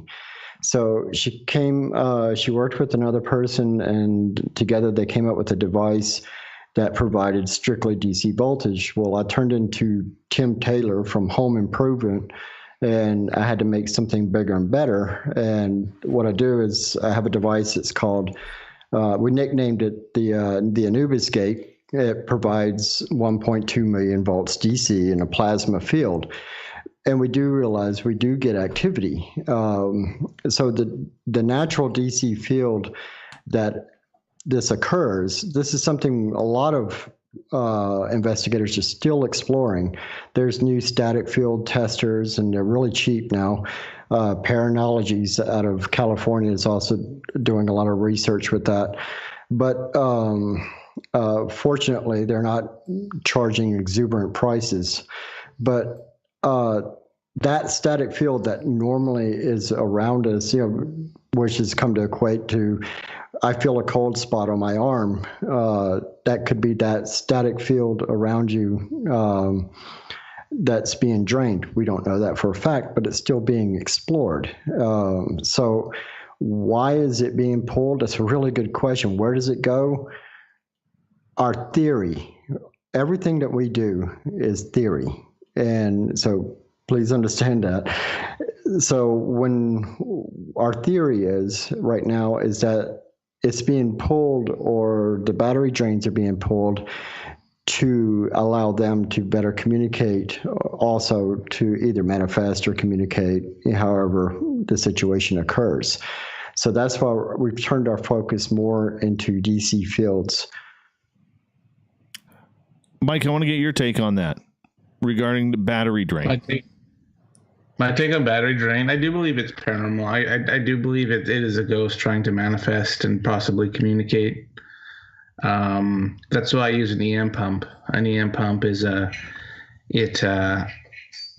basically emits, it acts as like a battery to a spirit versus them draining your gear, essentially.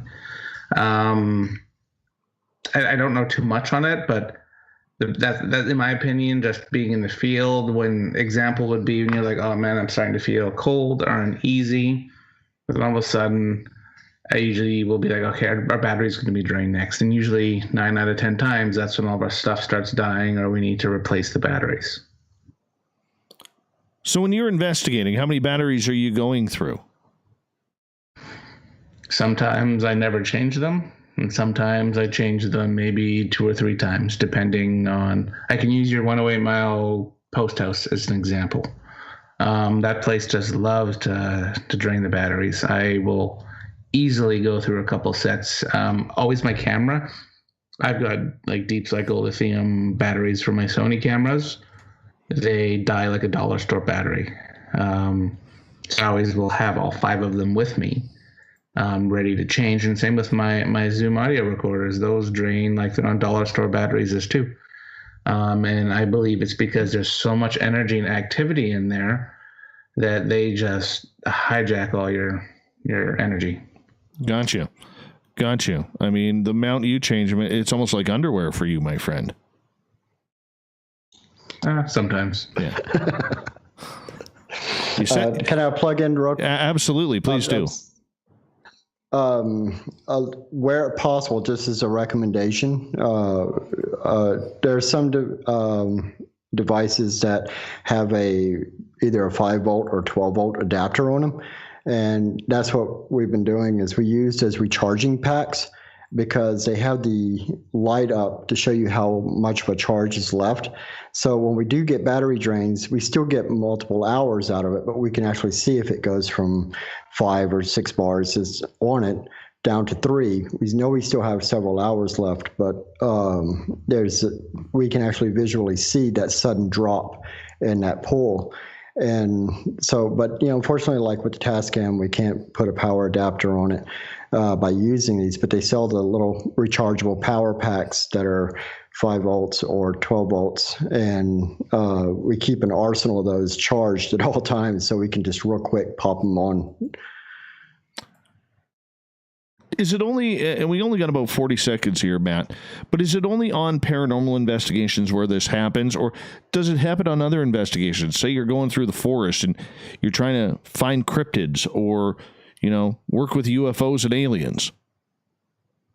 We've had it actually on multiple investigations. So the common ground, we can't find a true common ground why the battery drains. But it happens on several investigations, more on paranormal investigations with hauntings and whatnot. But we've been in locations where there's known UFO activity. And because I'm assuming, it happens when you assume. Yes. Yeah, but the theory, I'll use the word theory. Well, keep that thought. Keep that thought. We'll finish it when we get back from the break here on Spaced Out Radio. Matt Lay and Merle, Ghosts of the Great White North, continues right after this on the Mighty SOR. Good half hour, guys. Good half hour. That flew by. Yeah, good. Indeed. Mm-hmm.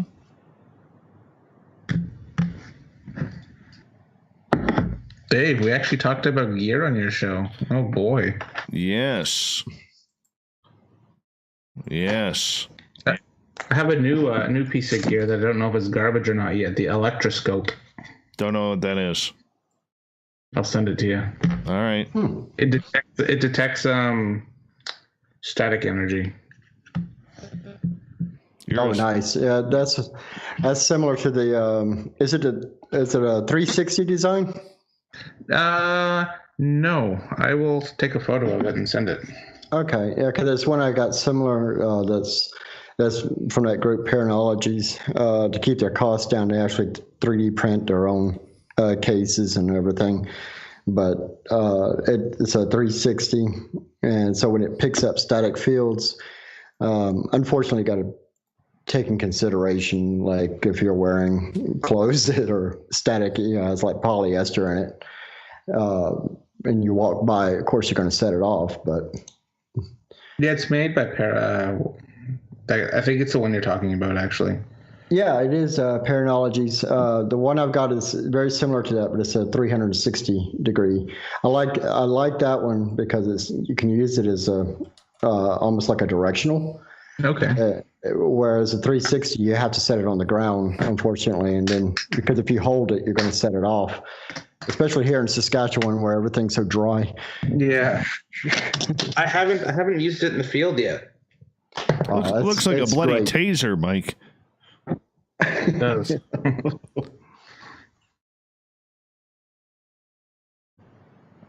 Now let's see what we got here going on in the chat room here. Ron, drone me some taco time. Dave, Ron, there is no Taco Bell or taco time in my town. It's 2.5 hours away. And you're in like Nova Scotia or Newfoundland or somewhere like that. I don't have enough battery power to get it there. Plus, I'd eat it before you even got a chance to even get a sniff of it. I'll be back. All right, Merle, have a good poo.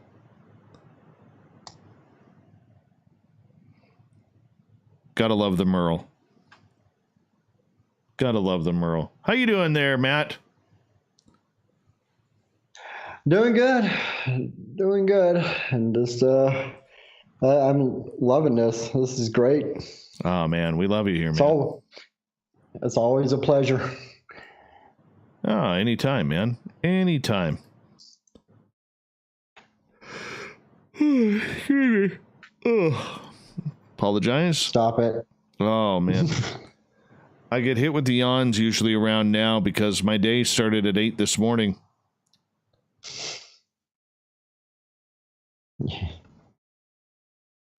Renee. So, Julie, that shaving accident wasn't an accident. Dave shaved his beard to add the shavings in the garden to appease the gnomes. No, I did not. By the way, for the sake, I'll remind you all here. Hey, Jasper, how you doing, man? Just in case you're wondering, we have some autographed pieces of coaxial cable here from Cable Guy Matt. You cannot buy these in stores. Limit one per household. There's only 4,000 of these. But hit up Cable Guy Matt if you want your free piece of coaxial cable. Weatherproofed and everything right there. Thank you, Cable Guy Matt. I appreciate that. I do not have a green toilet seat, Barther. My seats are white. Coming from a guy who still uses an outhouse. Mm-hmm.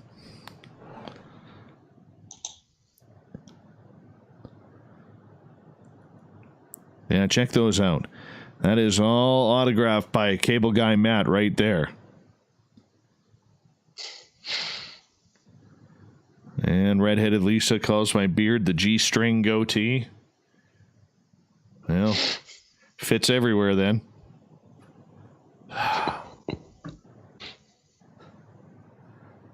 By the way, make sure you thank Allison for me for promoting the show on her Facebook page. Oh yeah, she's listening upstairs. She'll probably be down shortly. Yes. If you're wondering what kind of connectors are on there, you got to hit up Cable Guy Matt in the chat room because he built them and dropped them off today.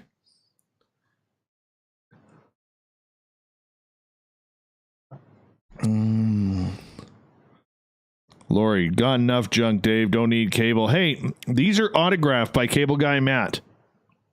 They are autographed. He even went as far as putting black ink on black coaxial cable. That's how much he cares. By the way, Cable Guy Matt, I do have a gold Sharpie. So next time you're over, we'll get you to sign them in gold Sharpie as well. Dave shaved his beard due to budget cuts. He has to make that bottle of Mighty Moose beard oil last. I got 2 bottles of Mighty Moose beard oil. 2. Cable Guy Matt didn't scrunch on these autographed pieces of cable, by the way. Nope. Hey, Chris Mo, how you doing? Are those connectors compatible with my receiver? Probably.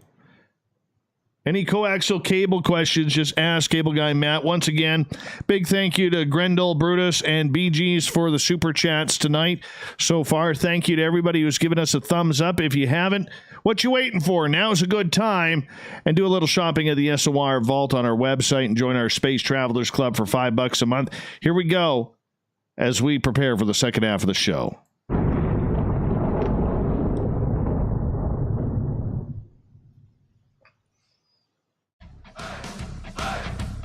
Music's on. We passed the halfway point of Spaced Out Radio tonight. I am your host, Dave Scott, sitting in the captain's chair of SOR headquarters. Thank you so much for joining us. Really appreciate you taking the time. Want to remind all of you that if you missed portions of this show or others, we got our archives for free at youtube.com/Spaced Out Radio. Do me the favor, hit that subscribe button. Our website is spacedoutradio.com, where you can read up on Captain Shirk's SOR Newswire and check out Bumblefoot rocking away. We got a plethora of other features as well. And on Twitter, follow the show at Spaced Out Radio and my own personal handle at Dave Scott SOR. We are into Ghosts of the Great White North tonight. Merle from Haunted Crew of Canada is here, along with Matt Lay, paranormal investigator extraordinaire out of Saskatchewan. It's so flat there that if you wave from your house, no matter where you are in North America, Matt will see you. Matt will see you. If you have a flashlight or a laser pointer, just point it in the direction of Saskatchewan, he will see you. And make sure you add a wave on that as well. Gentlemen, welcome back to Ghosts of the Great White North. Yes, that is so true, Dave. I think Merle is back. Is Merle back? I'm back. I've been back for a while. Well, I mean, you're so silent. Just listening. I know. I understand that. I appreciate that. All right, let's go to Twitter, where Greco, who has asked a boatload of questions here. We're going to get started here with this one. Can a person have more than one ghost of themselves? Can they be in different locations? Merle. I don't know, but my personal answer would be probably not. I think your spirit will stay where... No, they don't. I'm not even going to pretend to answer it. I was trying to come up with an answer for you. That's the power of Merle right there. Matt, how about you? Well, I'm stroking the beard on that one. I'm seriously, that's a really good question. The only, and this may be far-reaching, because now every time I get asked a question, you start coming up with different theories. Is that possible? And only, once again, I'm going to reiterate what Mike said. I don't know. But in the concept of what I was saying earlier, since we don't know what the equation is for time on the other planes, to be in a different location and physical time could be possible, or a mirror image that couldn't necessarily. Heck, I have no idea. Now I'm going to be thinking about that all night. It's a really good question. Well, Merle, I'm going to get your answer on that one again because I accidentally hit the mute, had the mute button on for you. You don't know. You don't know. Yes, I don't know. I was trying to come up with a nice elaborate answer for you, thinking like I knew, but I don't. My personal opinion is I don't think so. I don't believe so. I think a spirit is one single entity. What about doppelgangers, though? But aren't doppelgangers a lot like a human? Like, say there's another Dave Scott somewhere in Colorado? Could be. Could be just as handsome. Maybe they're doppelganger ghosts then, but that wouldn't be a ghost being in two different places at once. That's not how it works. I think that would be more of an image, which, like you said, we'll get into that a little bit later, but I think that wouldn't be the spirit of the individual. It would be more of an image, a reflection of it, if you're looking at it from that aspect. Let's talk about poltergeists here for a minute, gentlemen, because this is an activity where there's a lot of controversy around what happens. Are they actually ghosts? Are they actually upset spirits? Are they, fantasies brought on by some sort of tulpa that is created in your own mind? What do you think is happening? Matt, I know you've experienced poltergeist activity before. Correct. And those occurrences, and speaking just only from personal experiences, were being manifested by the individuals there, and either out of fear or out of their own emotions, the generalized emotions. But just as I would like to also point out, just as much as there are mean people and very disrespectful people, there can, a spirit itself is a reflection, I'm sure that activity would be carried over by that spirit. So a poltergeist being malicious and could be the nature of that person, but there's that other part of it as well, that you're feeding that atmosphere and you are creating that poltergeist activity. So I'm going to look at it from those two different aspects. Merle, have you ever come across poltergeist activity? I have at a town, we talk about it sometimes, a town called Barkerville, like an old gold mining town up by you, where I've had a painting thrown at me when I was leaving a building. In my opinion, that's poltergeist activity.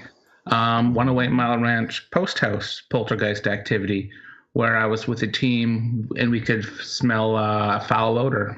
It smelled kind of like sulfur, which telltale sign, if you read a lot of the definitions of poltergeist hauntings, that's one of the signs, foul smells. So yeah, I do think I've experienced poltergeist hauntings. How does this actually come about, Matt? This poltergeist activity? Well, if you're looking at it, and this is my personal view, if you're looking at it from going back what I said about negative atmosphere, let's say like it's a family and you've got a situation where people are at odds in the home, that could provide the energy for the manifestation of the activity that could be easily labeled as a poltergeist. Whereas if you have a spirit that's very malicious, the person was malicious in nature in life, and the ghost is now gotten attached to a location, it could easily be just carrying its own activity that it did in life, instead of making amends.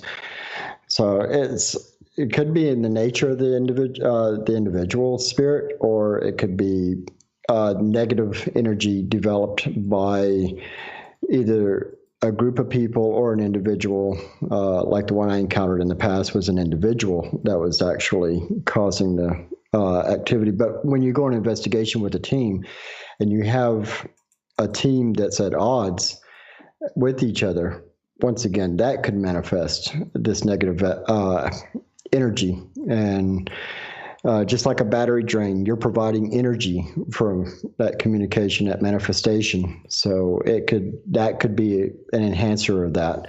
It could be trying to make a simple conversation, but it could come across very aggressive because you have that negative energy in the area. Okay, so tell us about the story that you came across this. It was actually a child with an overactive imagination, I'm going to call it. They had all these different activities where the children were being scared, something coming out of the closet. One of the stories that was told there was that, and this is in Mobile, Alabama. Shout out to Alabama. But in this particular situation, the kids were playing hide and seek and with their dad, and the dad finds the kids at the bottom of the stairs crying, and they said, "Why did you scare us? Why were you hiding in the closet with the mask on, scaring us?" And that's not where he was at. But it turned out it was the daughter that actually was enhancing it with the quote-unquote imaginary friend, and every time she didn't get her way or she was wasn't allowed to do things, she would go tell her. I'm making the quotation marks in the air like you can actually see me. Brilliant. But she would talk to her imaginary friend, which she's projecting energy, and that energy would over time manifest all these negative feelings. So you can imagine if one person is doing it and you have a whole team doing it, a whole group of people or whole family that could be manifesting this negative energy, could very easily manifest into a single form, which could be labeled as a poltergeist. Very interesting. Very interesting. Now, Mike, how often does this happen on investigations where you actually get poltergeist activity? Because, here's the thing. I'll be honest with you. That is one of the paranormal things that I have not seen yet. I've never seen something fly off the counter. I've never seen anything fall off the wall or a door shut behind me or a beer come out of the fridge and land in my hand. I've never seen that happen. Yet other people experience it quite a bit. It goes back to what Matt was saying too. I 100% agree, but you'll get a lot of, you could even call it, I'm doing the air quote thing too, mock poltergeist when you're on locations if you're with a team that's cranky together. Because they're feeding off your energy. It's not necessarily a poltergeist ghost saying it could just be a mischievous spirit saying, I'm gonna F with these guys because they're already cranky, and I'm gonna have fun spreading them apart even more. But I think it's common. I would say it's common because I just gave two examples off the top of my head, and while Matt was just talking, I thought of two more. One of the first times I ever experienced it in my mind was I was at home. I was probably 17, 16 years old, and I was just walking to go outside in my kitchen, and there was a glass on the table that looked like somebody just took their hand to it and slapped it into the air, and then it just smashed on the window, or sorry, not on the window, on the wall. And then it's kind of like a WTF moment, and then you're young, so you kind of get a little scared at that, and you don't think about it until today when you remember it. Foul smells. But Dave, I'm pretty sure you've heard disturbing noises and growls when you've been doing your tours. Yeah, but the probably the only thing that was scary to me was the ghost in our house that mocks my son and mimics my son. That's the one that kind of trips me out. Like when all of a sudden I hear my son, laughing or giggling or something, and he's not home. That's a little weird. It's only happened twice. But that was 2 times too many. I'm not going to lie. It was 2 times too many. Well, they say the demons appear as a child before they start to possess you, Dave. Well, that's nice. That's nice. You know. I'm just bugging you. You know. But, I mean, what do you do? What do you do? Greco has a good question here to follow up on this conversation. He's asking, you know, if there's good ghosts, why are there not good poltergeists? Merle. I don't think all poltergeists are bad, because the word poltergeist is actually 2 German words, poltern and geist. I can't say it with a cool accent, but it means noisy ghost. So it could be a child spirit trying to screw with you, wanting to get your attention, being playful, or on the other hand, it could be malicious. I think it all depends on what cards have been dealt with you and what type of poltergeist haunting you have on your hands. I think a lot of people don't really complain about happy poltergeists because sometimes they like just to talk about it, or this is my friend that lives with me, so to speak, right? Because there's a lot of investigations I've gone on, like there's one I'm dealing with now. She has a lot of what you would deem as poltergeist activity in her house. Noises, smells, objects being moved, interference with electronic devices, being physically she's not attacked, but she's hugged, she's caressed, but not caressed like in a family sort of way. She doesn't want anything done with that, but if it was malicious, she would probably say, get that effing thing out of my house right now. So I think there are playful ones as well. Matt, what's your thoughts?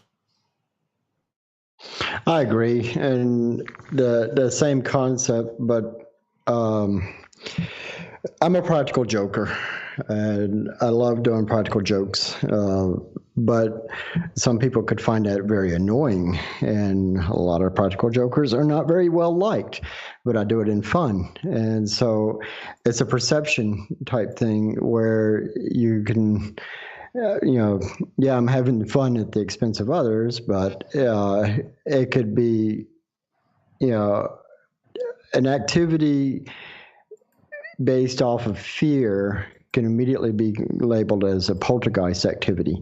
So if you're looking at, we did an investigation, it's a well-known practical joker. Not once did they label it as a poltergeist, and it was by definition, it would be classified as a poltergeist because of all the activity in the house, but they looked at it as humorous. And they just wanted the evidence that they weren't all going crazy. That's all they wanted. And but with this particular investigation, by definition, for some of the practical jokes that the entity there was having fun with them, it would be classified as a poltergeist because it was slamming cabinet doors and individual lights going off in the room. The variety of activity for most people would drive fear, and of course it would get labeled as a poltergeist. Interesting. Very interesting. We got about 6 minutes to go here before we got to go to break at the top of the hour. And we have Merle from Ghosts of the Great White North and our special guest tonight, Matt Lay.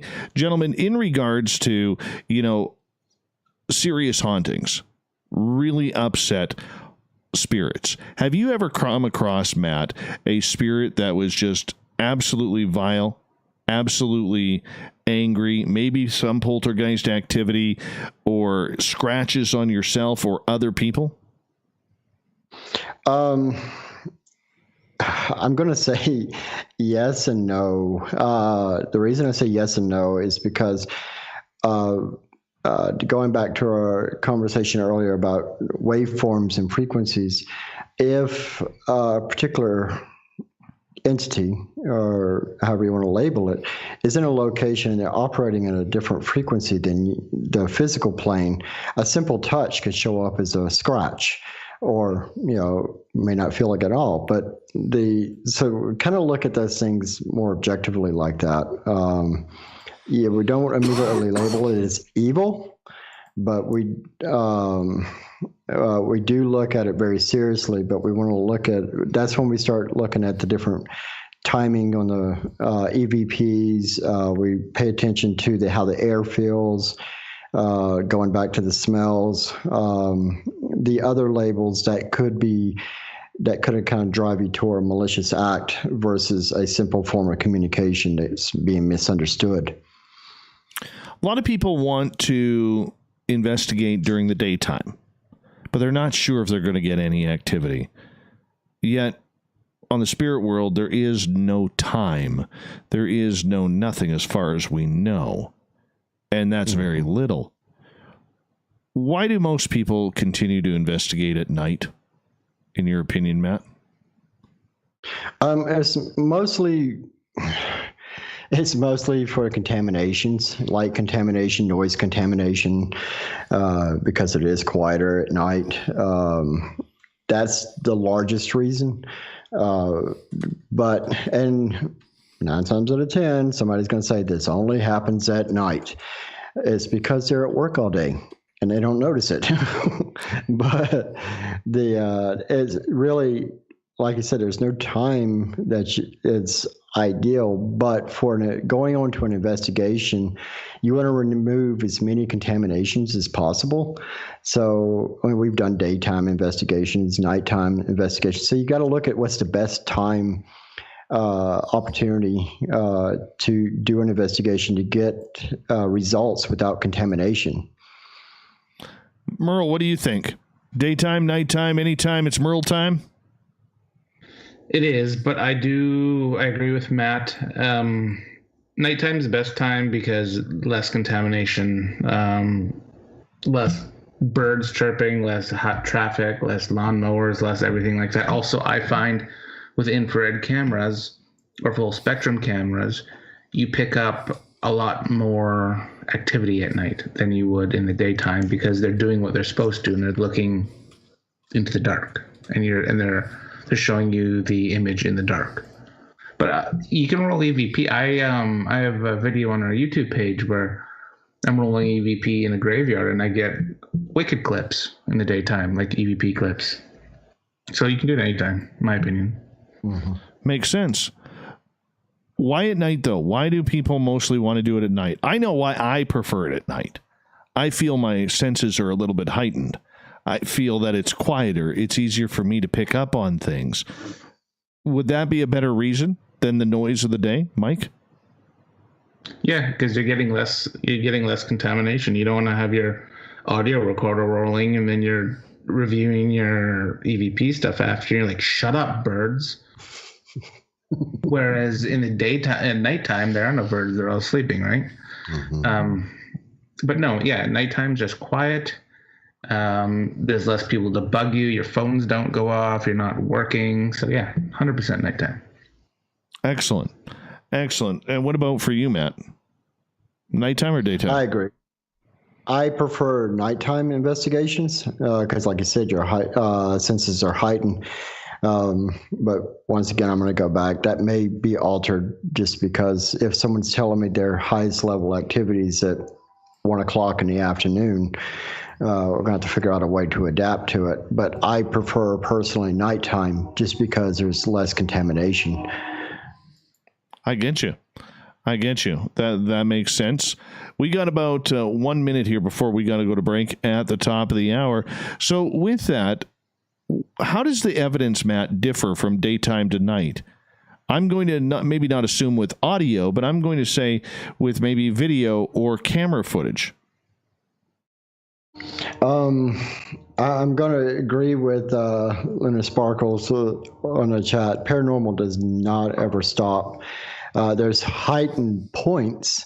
So as far as that goes, what we're trying to do is find the heightened point, whether it's with ourselves or the activity that's going on.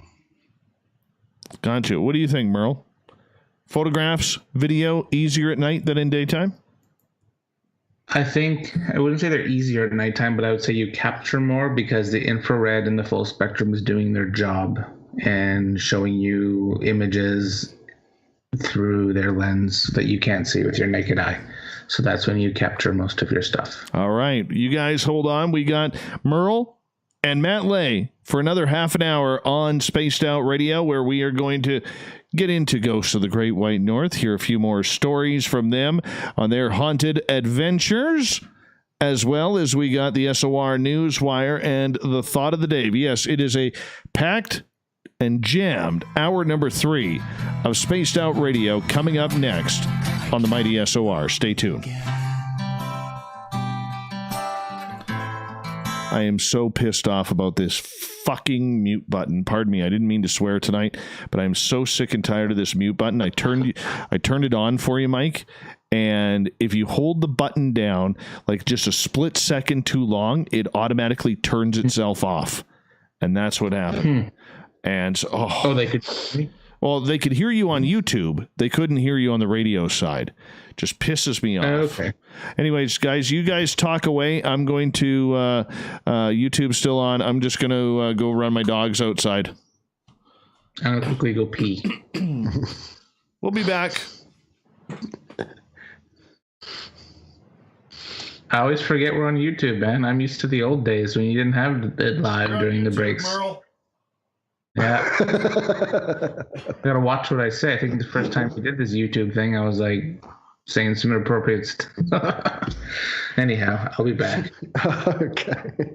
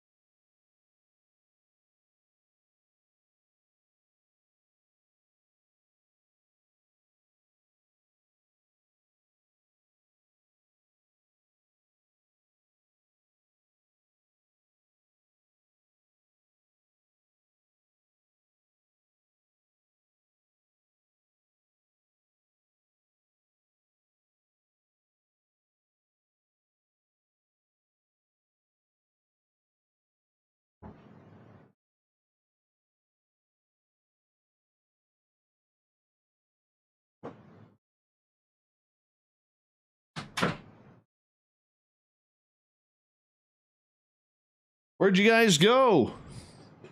Where'd who go? I'm all alone. Right here. I'm here too, Dave. Hi, Merle. I'm here too. Hello. Yeah, I'm just lurking in the background. How's Merle doing? Doing great. Mm-hmm. Mm-hmm. I'll be up very early tomorrow. Oh, so do I. So do I. Can't believe you busted a wedding. We don't talk about that on YouTube. Oh, yeah. Shit, I forgot. Okay, who's got their volume up on YouTube? Allison just came in. She's watching it on her iPad, so that was her. Damn that, Allison. I forgot to mute it. Damn that, Allison.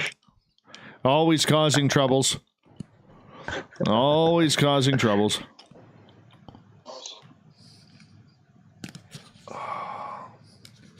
Yeah, we got about 90 seconds, boys. 90 seconds. So just hold on after we go to break at the bottom of the hour, and then we'll let you guys go during the break. Copy. All right. 90 seconds to go. We're just under now. Mm-hmm.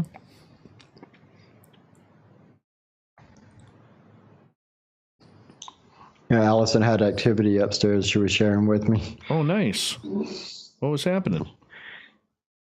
Oh, we were having a discussion, and then she heard a distinct female's voice respond. We've had that a lot in this new building. Oh, very cool. Wow.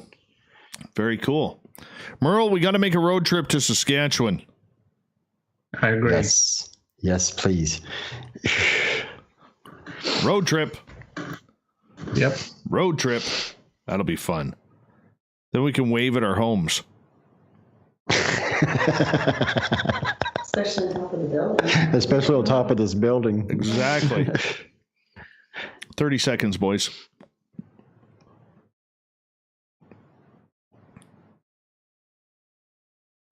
And I want to say thank you to everybody who participated so far in the super chat. BG's, Grendel, Brutus, thank you so much. Gutter as well. Really appreciate that. And thank you so much. Also, remember, give us a thumbs up if you don't mind. We'd really greatly appreciate that as well. Apparently, it helps with the whole YouTube-y thing. And while you're there, so let's get this done. And yeah, how about we go to hour 3 right now with Merle and Matt. Here we go. Music's on. Would you like to connect with us? Head to spacedoutradio.com for all your latest show info. Now, back to Dave Scott and SOR. We're underway in the third and final hour of Spaced Out Radio tonight. I am your host, Dave Scott.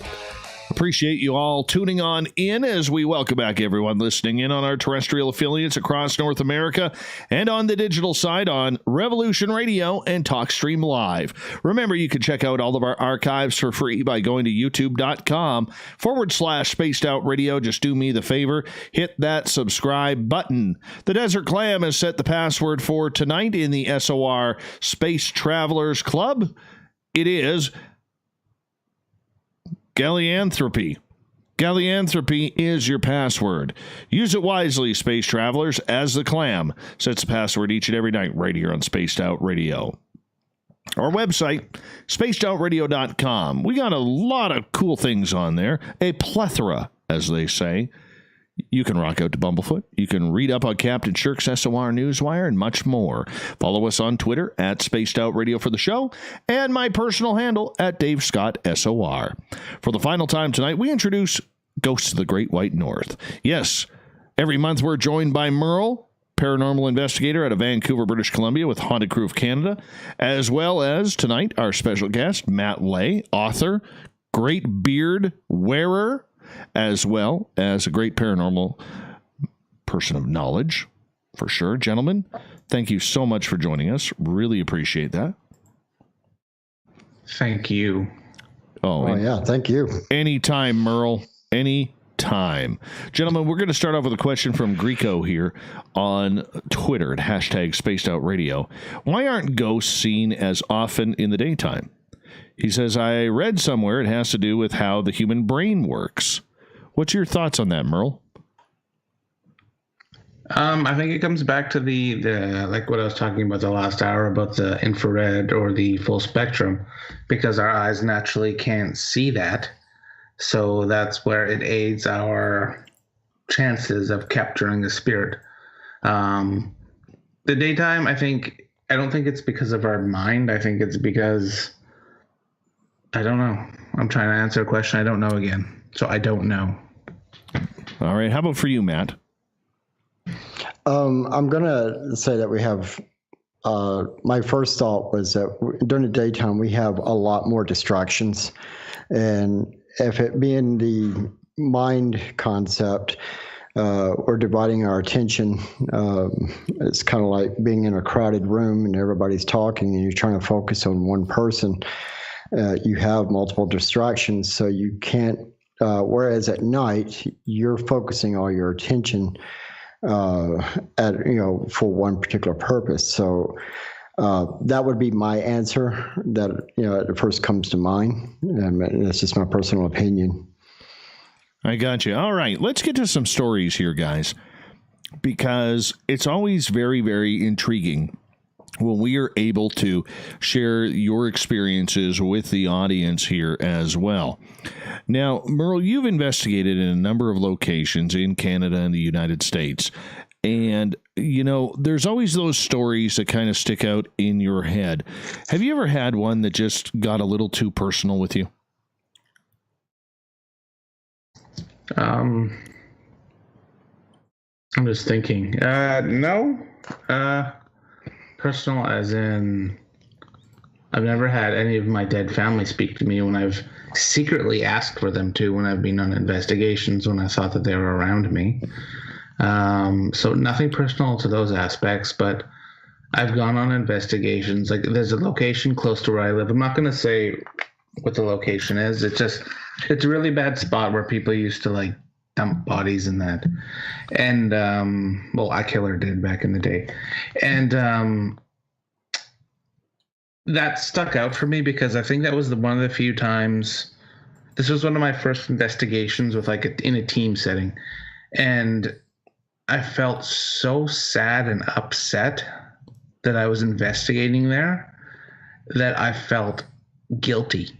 And I felt that guilt for 2 weeks. And whenever I think about that investigation, I think we shouldn't have done that because it's disrespectful. I'll probably never do something like that again. It was just the site. It was horrible. That sticks out to me. It even flusters me a little bit when I talk about it. How about for you, Matt? Tell us a story about where you've been flustered in an investigation. Most of the times I was flustered were due to outside energy, I would call it, where you thought you was on an investigation that was secure in a location, but it turns out somebody else decided to show up and contaminate the area. To me, I found that very frustrating.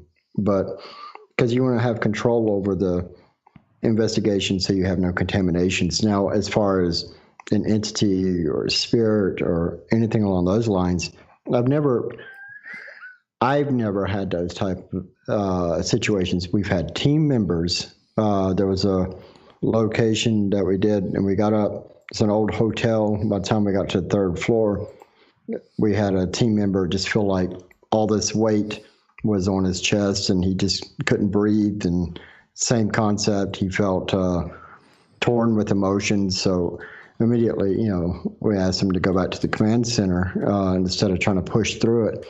But because as his emotions became enhanced, he could be contaminating the situation also for his safety's sake.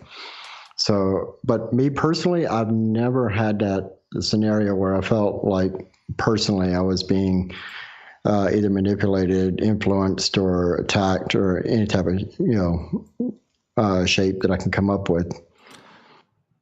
Where does it get personal for you then, Matt, when you're on an investigation? Well, personally, and I don't know if this is a military thing or whatnot, but I work on not necessarily timelines, but let's say like I like to have a secure environment, controlled environment as much as possible. And when that's being contaminated or being polluted, that's, to me, I find very frustrating. And going back to the grounding thing, you have to sit back, because if you build up that frustration, you're bringing it and contaminating yourself. Okay, so I guess where do you draw the line, though, in the paranormal? Does it involve cases with kids? Does it involve cases with the elderly or the handicapped? Where do you draw the line? What upsets you on an investigation with dealing with the paranormal? Well, especially when kids are involved. That's always highest priority with us as a team.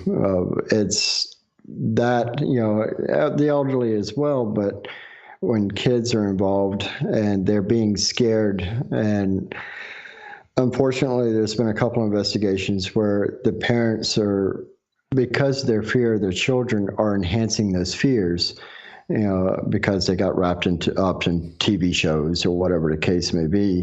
They saw the other night they watched The Exorcist, and oh my gosh, the end of the world's happening in their house. But when we hear about kids, it's really upsetting to hear kids encountering these things that scared them, and then it becomes even more upsetting where those fears are not being or being fueled, I guess I'll say. That me personally, I find very upsetting when you show up and the kid tells you the story, they're almost in tears. That immediately gets you your heart crushing, and then you hear how the parents are feeding information to the kids, or their older brother, their older sibling, or whatever the case may be, and feeding even more fears into the kids.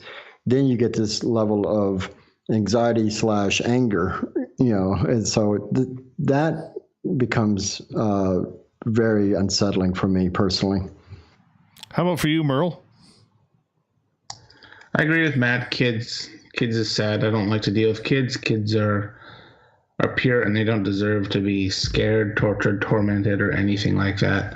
Another thing that doesn't rest well with me is people disrespecting the dead, making fun of them when you're on. I've heard investigators make fun of people when you're investigating, poking at people, making fun of how somebody passed away, especially ghosts that or people that may have committed suicide, making offhand comments about them, trying to get a reaction for the investigation. That type of stuff doesn't sit well with me either. Those are the two things that are big no-nos. That's very cool. In that book, one of the examples I gave was there's an old building in Regina, and an investigator wanted to incite activity. And there's a well-documented case where somebody hung themselves in the building. So they actually used the leftover rope that was in the elevator shaft. They hung themselves and made a noose. And not only did that, but try to provoke and say, do it again, and all these different things. That, I agree with Mike. That drives me absolutely insane when people do that. That's just being disrespectful. And I'm all about trigger items, but that's ugly. And that's the uglier side of the paranormal. That is something that is, it's not the pretty side. It's not the fun side. It's the competitive side. Why is the paranormal, in your opinion, Matt, so competitive? Is there a purpose for it being competitive? Well, I'm going to say most of the people that are being competitive have watched way too many TV shows and think they're going to be the next blank superstar and on TV, and they think they're using these shows to be a guidebook, and they honestly, and I'm using a quote of one of these competitive teams, is I'm going to be the next superstar on TV, quote unquote. And that's not why we're here. So I'm assuming, that's why they're being so competitive. They want to be the one up on everybody else because that's going to give them the attention to be the next blank person. I'm not going to say their names. I'm not going to give them credit. No, and I can see that, but people hoarding evidence, people hoarding, locations, people hoarding any type of experience that is out there, and I can understand the blend and the want to try and make a living off of that or get a television show. I get that. I may not agree with it, but I get it. All right. But when it comes to trying to solve the mystery, this is part of the problem I know I have with the paranormal and why we don't actually talk about it a lot on this show, even though we should talk more about it, is the fact that it just seems like we're not trying to solve anything. We're not trying to solve the mystery of, are ghosts real? We're not trying to solve the mystery, is there life after death? Because death affects everybody on this planet, each and every one of us. Unfortunately, we're all on a timeline. And I hate saying that because it builds my anxiety and I can't stand that. But the point that I'm getting at is, look, I understand there's thrill seekers. I understand there's weekend warriors and there's people out there who are just doing it for themselves. But when it comes to hoarding evidence, when it comes to faking evidence and going along anything that's a little bit crooked and wry, I just don't see the reason how we're ever going to solve anything in this field when there's so many great questions that need to be solved, Matt. Mm-hmm. I agree, but at this point in time, it's a lot of it's still theory, and so to come up with a solution, a lot of the theories have to be proven.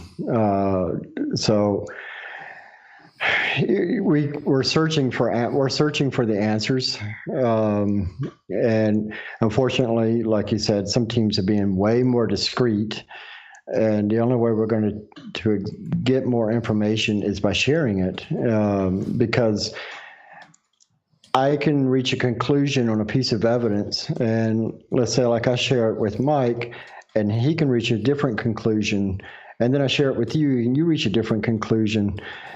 But there's always that one piece that's common ground that we can build off of, and that's sharing the information. Is vital and important, but also, with I'm going back to what Mike said. I'm using the term client as very loosely, as I can't come up with another word, but the sharing the information with them as much as possible, sometimes they can actually fill in the gaps that you're missing because you're saying that this is a voice and this came up, and also they recognized the voice. Now you have a way to link that. So to go into the final answer, we're running into right now, everybody's got a different theory. Everybody's got, all these different teams have different theories, but we're not sharing these theories to come up with this, the final solution. Merle, what is the solution? I agree, because Team A's theory is way better than Team B's theory, right? Mm-hmm. Yep. I'm kidding, but that's basically how it is in the field, which is stupid. We're all talking to the air. At the end of the day, we're all sitting in a dark room talking potentially just to air. So we should all come together collectively and share our evidence, learn off each other. Nobody's better. We all do the same sort of thing, in my opinion. Mm-hmm. And I just there's some teams down here, no names, just like Matt. We're not giving names, right? Mm-hmm. Subtly flexing on other teams, saying that they have all of these things that they can do, but you can't do it. And we're like, okay.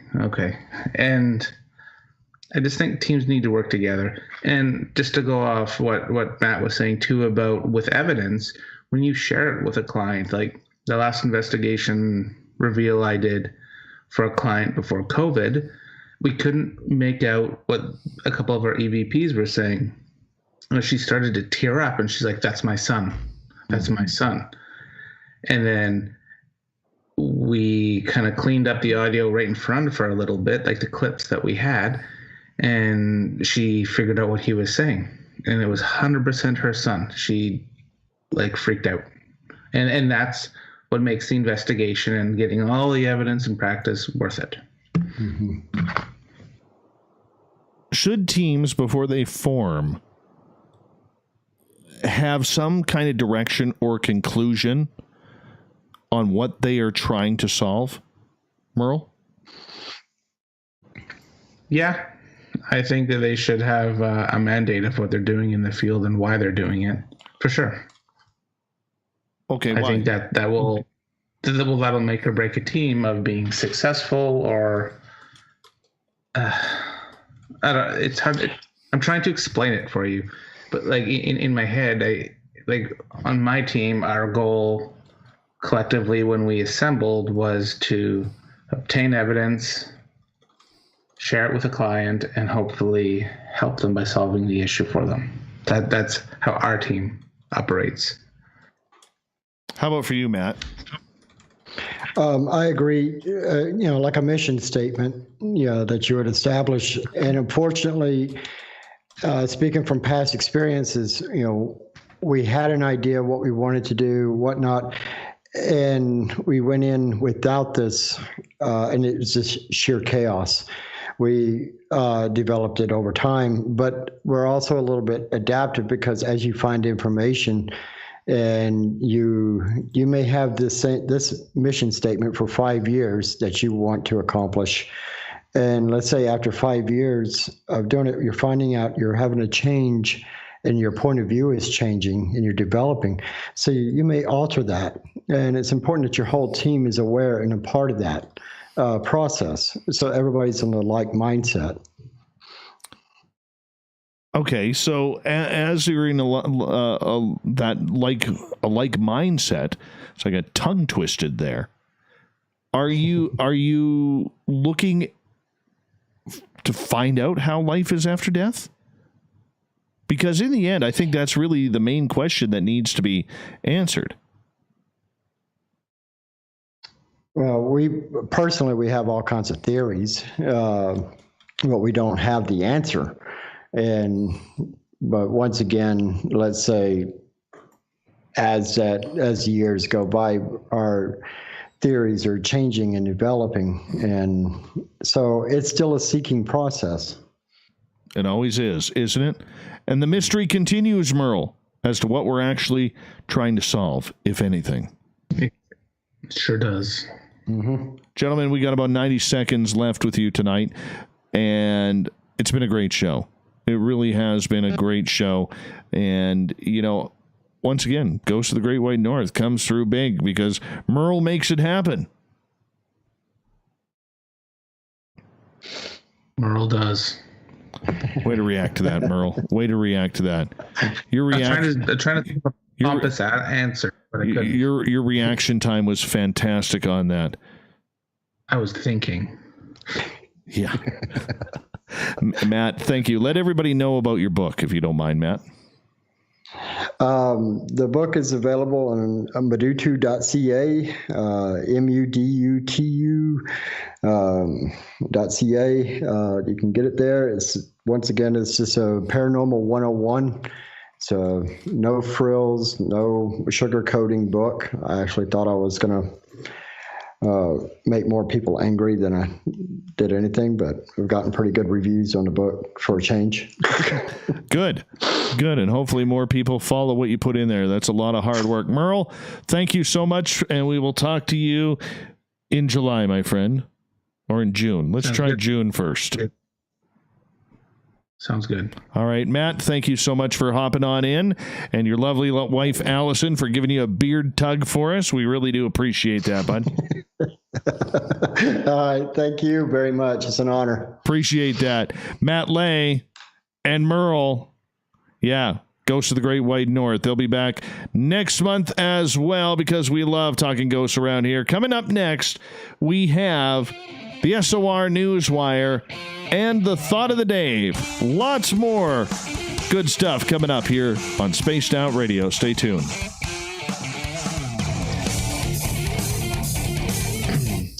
Hey, everybody in the chat room on YouTube. Let's give both Merle and Matt round of applause. That's a good show, everybody. That's a good show. All right. Take your bow, people. Because all of a sudden, if you watch the chat room, they're all going to start clapping for you. We got classy fans that way. Right on, everyone. Right on. Here it comes. Here it comes. I love watching this. The big pause before it actually happens. There it comes. It was a good show. There it comes. There's the claps. You got a whopping 3 claps from Chris Mo. Right on. Mm-hmm. Just one of these. This for Merle. Good old Merle. Merle, what time do you got to get up in the morning? 6. Oh yeah, that's 2 hours before me. 2 hours before me. Oh, there we go. Look at all the clapping for you guys. Look at all the clapping for you. It's awesome. Fucking love that. Strong show. Strong show. It's always strong when we got Merle here. Always strong. Look at all that. Look at all that. Everybody loves you guys. All right, gentlemen, I got to let you go because I got to get ready for the news. But thank you so much for coming on in. And much love to both of you. I appreciate your time. It's a pleasure and an honor. And thank you, everybody in the chat room. All right. All right. Sounds good, buddy. Sounds good. All right, Merle, we'll talk to you soon, too, okay? All right. Matt, thank you again. All right. Thank you. Take care, guys. Bye-bye. Good night. Bye. Those are good people right there. Good people. Very good people. As I got to get the news ready.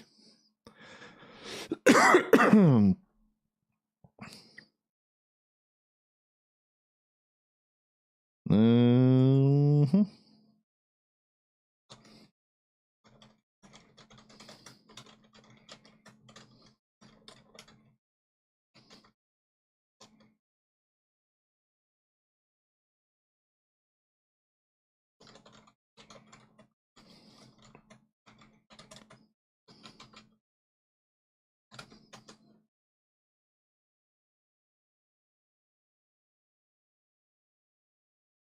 Why do we call him Merle Merle? Because that's Merle's middle name. Merle's middle name is Merle. It's that simple. All right, let's get everything ready. That's a scary, bloody clown tonight, Marty. Scary clown tonight.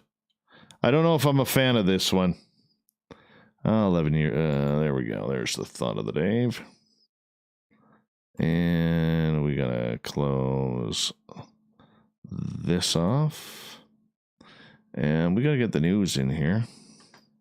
What do we got for news?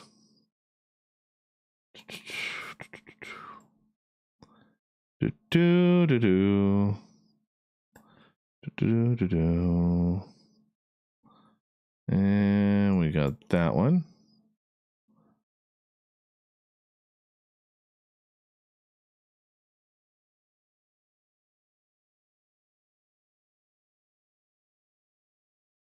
Thank you, everyone. Thank you. And we're just preparing the news here. And what do we got here? Oh, the locust plague. You can't go wrong with a little bit of a locust plague. I mean, what else do we need? When are the frogs going to start falling from the skies?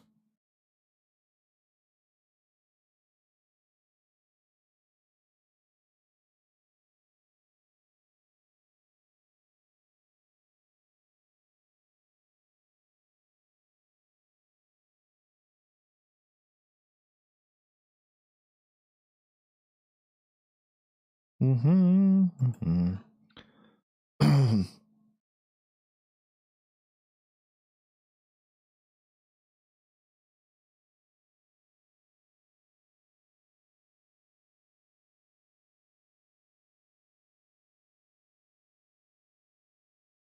We got like 2 minutes here. And that's 1, 2, 3, 4, 5, 6, 7. We need one more. What do we got? What does Shirky Shirk give us? Let's go there.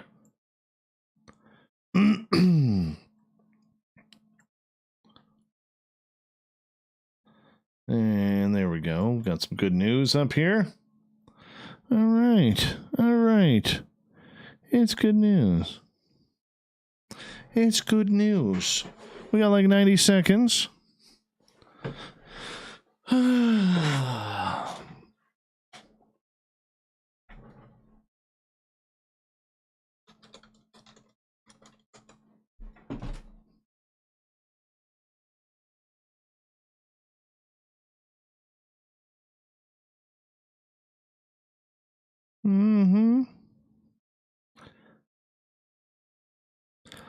The new kitty's name right now is, and I didn't name the cat, Little Miss Pretty Puss. I think. She is a pretty cat. I will say that. I'm not a fan of the name. Not a fan of the name. But then again, I call all cats Puss anyways. So I'll just stick with Puss. It's just easier. It's just easier that way. All right, we're into our final commercial. Thank you to Bee Gees, Gutter, Grendel, and Brutus for kicking on the super chat tonight. Please give us a thumbs up if you haven't done so already. We'd appreciate if you did. If you're new to the show or listening in and you haven't participated in the chat room, come say hello. Old Davey wants to say hello to you. So come on in there if you don't mind. Here we go with the show here. Final half hour.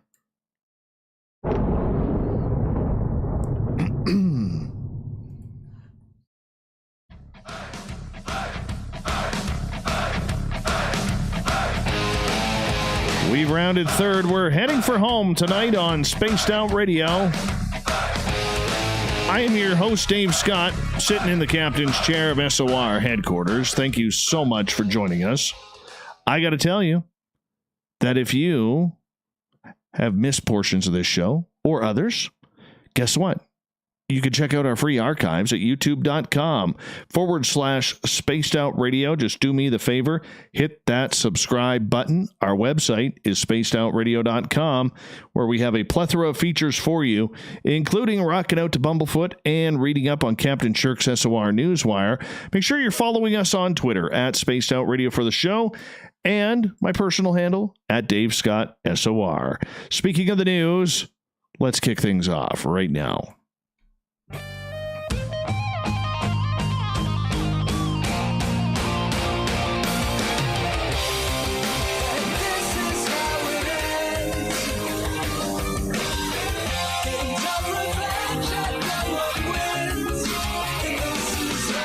The news is always changing, which is why we bring you the SOR Newswire at the back end of every show, where we get to the weird, the strange, the wacky, and sometimes deadly. A gunman has shot at least 3 people in an Arizona shopping district after reportedly filming his assault on Snapchat. The suspect, who has not yet been named by police, was identified as 20-year-old Armando Hernandez by his mother. Disturbing footage, thought to have been taken by Hernandez, shows a gunman carrying out his rampage. He says, "Hello, my name is Armando Jr. Hernandez, and I'm going to be a shooter of Westgate 2020. I guess you got to have some sick goals sometimes." Flashing his beer can, he then shows guns in the backseat of his car. He says, "Let's get this done." Oh, that's just freaky. Officer Tiffany Nagula did not confirm the identity of the shooter, but did say police are aware of the video circulating on social media. The suspect is said to have surrendered and is now in custody. One of those injured is in critical condition. 2 others were expected to survive following the shooting near a popular shopping and entertainment district west of Phoenix. None of the victims' names have been revealed. They don't need to be either. A former classmate of Hernandez described him as troubled and anti-government. Of course, here comes. Yeah, Senator Martin Quezada earlier tweeted, I just witnessed an armed terrorist with an AR-15 shoot up Westgate. There are multiple victims. Glendale police later confirmed 3 people were injured when they were called. Senator Quezada says, I saw him through my window after shots were fired. He was walking calmly and reloading his weapon. The Westgate Shopping Center, part of the complex that includes the arenas for the Cardinals and the Coyotes, was humming with activity after many of its stores and restaurants were closed for more than a month due to the outbreak. Police locked down the area and were methodically going through businesses to search for any additional victims or suspects. None have so far been found. Let's hope everybody survives. That's just terrible. Terrible. I hate those. I really hate those. Crews were summoned to a stretch of highway in Tennessee to clean up a delicious... Oh, come on. It's not delicious. Ugh. A big mess that spilled from a tractor trailer hauling 40,000 pounds of macaroni and cheese. Okay, I don't like macaroni and cheese. Never have, never will. The Tennessee Department of Transportation confirmed the truck overturned on Interstate 24 in Nashville. The truck was hauling about 40,000 pounds of KD. Yeah. Pasta, powdered cheese spilled all over the roadway. It was a mess. No injuries were reported. Apparently, there were college students everywhere licking up the cement because it was the first meal they've had in months. Yeah, officials said the cleanup was expected to be completed early in the afternoon. Let's move on. Here's a weird one. A Canadian pastor has been charged in Myanmar with violating a ban on large gatherings. He made his first court appearance after being released from a quarantine, reportedly because he had contracted COVID-19. David Law was charged in mid-April and faces possible punishment of up to 3 years in prison, a fine, or both. The law was invoked in mid-March to combat the spread of coronavirus, and the charge involves a religious gathering Law held on April 7th. The judge at the hearing ordered Law's detention for 15 days pending a possible trial while police continued their investigation. Law made no public comment. The evidence against Law comes from videos he posted online of his own sermons. One video purportedly showed him making false claims that Christians were immune to contracting the virus.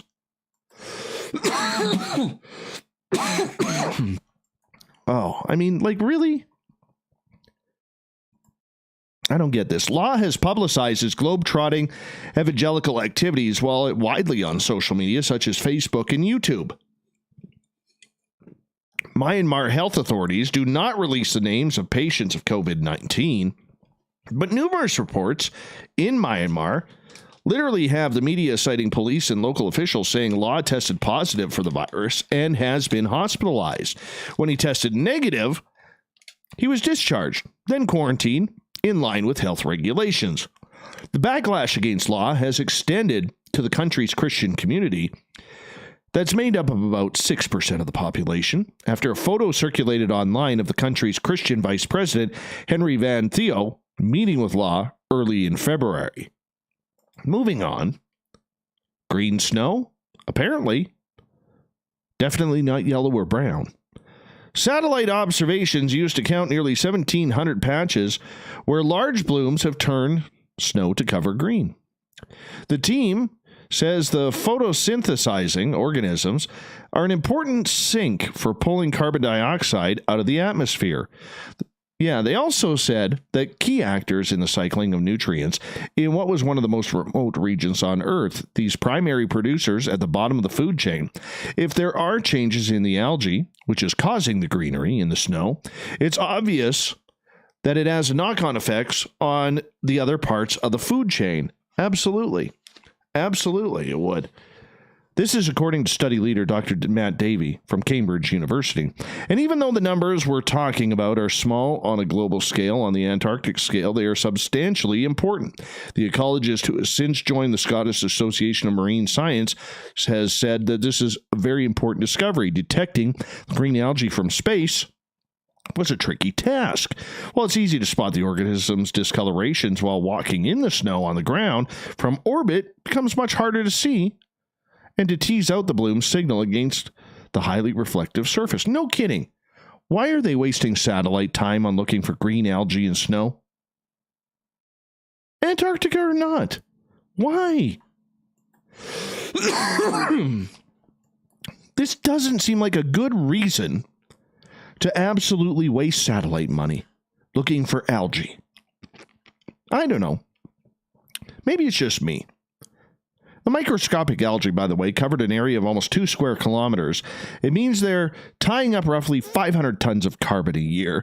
This is the equivalent to the amount of carbon that would be emitted by about 875,000 average petrol car journeys in the UK, the team calculates. These numbers are an underestimate because the Sentinel-2 system is only picking up green algae and missing the red and orange counterparts. Oh, that's nice. An issue that the satellite camera detectors spectral bands not being sensitive enough at the right wavelengths for these particular blooms. Interesting. On January 18th, 2000, a fireball lit up the morning sky over the Yukon in northern British Columbia. Loud bangs shook the area and dust clouds wafted in the upper atmosphere. The culprit? A 5-meter rock that entered Earth's atmosphere. While most of the roughly 105-ton meteor broke up on entry, some fragments showered down on the frozen landscape, mostly in Tagish Lake, BC. Fortunately for astronomers, with the lake being frozen, many of the fragments were able to be collected. Now, a fragment of the meteorite from the Royal Ontario Museum's collection may be shedding some light on how life could have been brought to Earth. Of course it does. While astronomers know that there was a lot of water early in the solar system, they have very little understanding of its chemical composition and specifically how it led to the creation of amino acids, essentially building blocks of life. A new study published in the journal Proceedings of the National Academy of Sciences suggests the meteorite was sodium-rich with high pH conditions and potentially ideal environment for the formation of these amino acids. If the early solar system contain similar compositions, it may have helped trigger the development of microbial life on Earth. Researchers from the Royal Ontario Museum in Toronto and McMaster University in Hamilton use an instrument that can image atoms in 3D. Usually, using the atom tomography method, scientists were able to peer into the tiny raspberry-like grains of magnetite called framboids. If you haven't heard of framboids, well, this is the first time you have, like many of us, inside Tagish Lake meteorite. Anyways, they were able to see right down to the atoms. It was a weird rock. Studying meteorites is the best way we have to understanding the formation of our early solar system and life itself.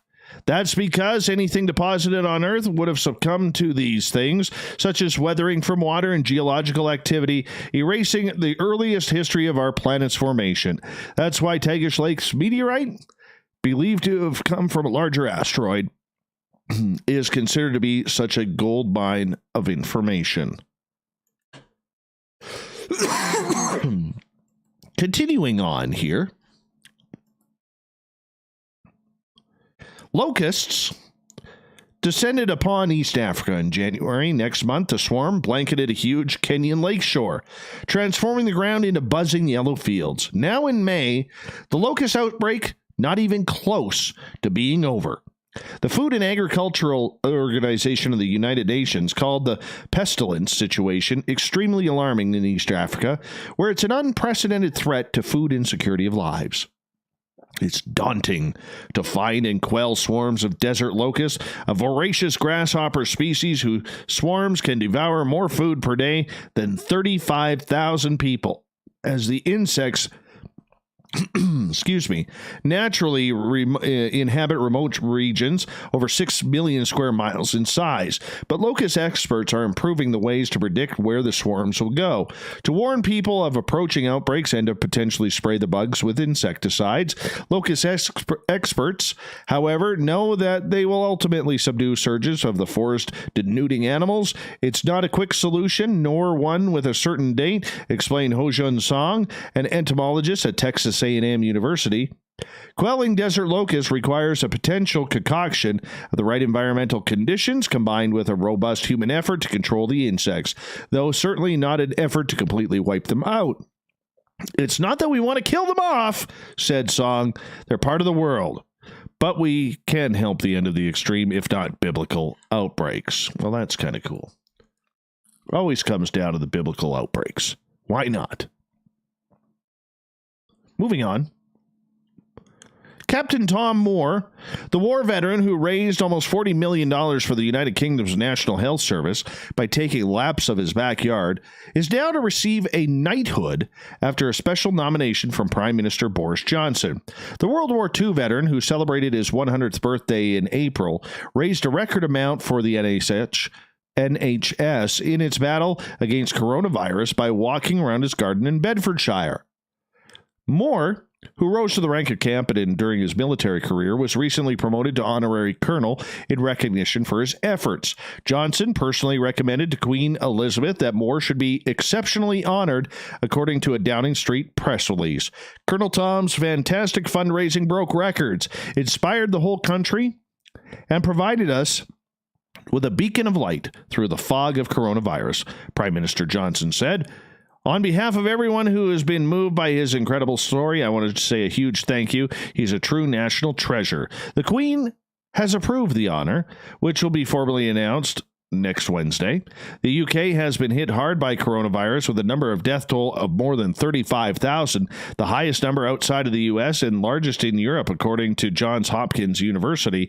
The country's government is also set to give further details on plans on how frontline heroes who have been working to help the nation during the pandemic will be honored in the coming months and how the public will be able to play their part. And finally tonight, a California man is seeking to raise money for an animal shelter by holding a wedding ceremony to marry his cat. Scott Perry apparently has never heard of online dating. It's a good way to meet someone. He said he adopted his cat Olivia from Los Angeles Best Friends Animal Sanctuary in 2015, and she has since become his constant companion. Perry said that past couple of months of COVID-19 quarantine inspired him to plan a wedding to his pet, complete with a Zola page and a registry that's actually just a fundraiser for the Best Friends Animal Sanctuary.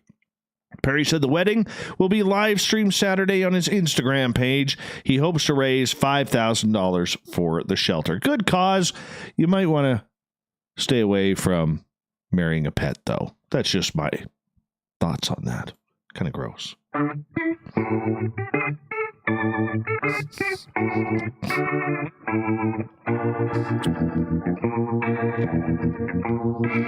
Thanks for the ugly clown tonight, Marty. That's scary. Thought of the Day happens every night at this time, where we ask a question on our Facebook and Twitter pages, then read your responses on the air because we love the audience participation around here. So today's Thought of the Day is this.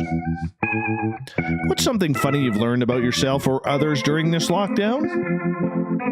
Marty always posts an ugly clown like tonight, most of the time, at hashtag Spaced Out Radio during the show. He says that I enjoy the company of my dog much more than I've ever enjoyed the company of most humans. Truth. Nathan, the more I am locked down, the more creative I get and make the coolest things. I come from art. Sean, I have started to crave fresh fruits. This is weird. Jeff, I found out that I do not have the patience to be a school teacher. Hashtag not a teacher. Hashtag move. I'll do it myself. Hashtag frustrated father. William, I have really expanded my beer variety during this whole pandemic. Well, then something positive came out of that for you. All right, let's continue. Let us continue. Tina, I'm perfectly happy in jammies all day long. Sparkles, that I am fortunate to have a loner personality and have a lot of interests. I am easily entertained and fortunate that I like to play music. Music fills life with so much joy. Park, I'm with Sparky. Ditto what she says on the music. Actually, my nickname is Sparky too. Oh, isn't that cute? Gilbert, that my hubster is an old hen, but I love him all the same. I have found myself to be more patient and thinking about others' feelings and well-being as well. Coral, that you need to be young to deal with 6-year-olds, not a 62-year-old. Tim, I found out that I am really boring. And I have a lot of angry, self-absorbed friends and family. Don't we all? Oh, don't we all? Harlan, that's why we're all grounded from being bad humans. Oh, that could be possible. Could be possible. That makes sense. Science Bob. I like not shaving, wearing pajamas all day, talking to my strange friend in British Columbia. Who could that be? And working on hard problems that no one cares about but me. That's a great day. Great day, Science Bob. Joe, I found out that one pound bag of rice has 22.356 grains of rice. And the other bag has 22, or not 22 point, I read that wrong. 22,356 grains of rice. And the other bag has 22,862 grains of rice. I guess I have learned that I have an eye for detail. Kevin gets the final word. Parents with school-age children do not like their children anymore. Oh, I love my son being home. I do. I do. I kind of like it. He's been fun. He's a good kid.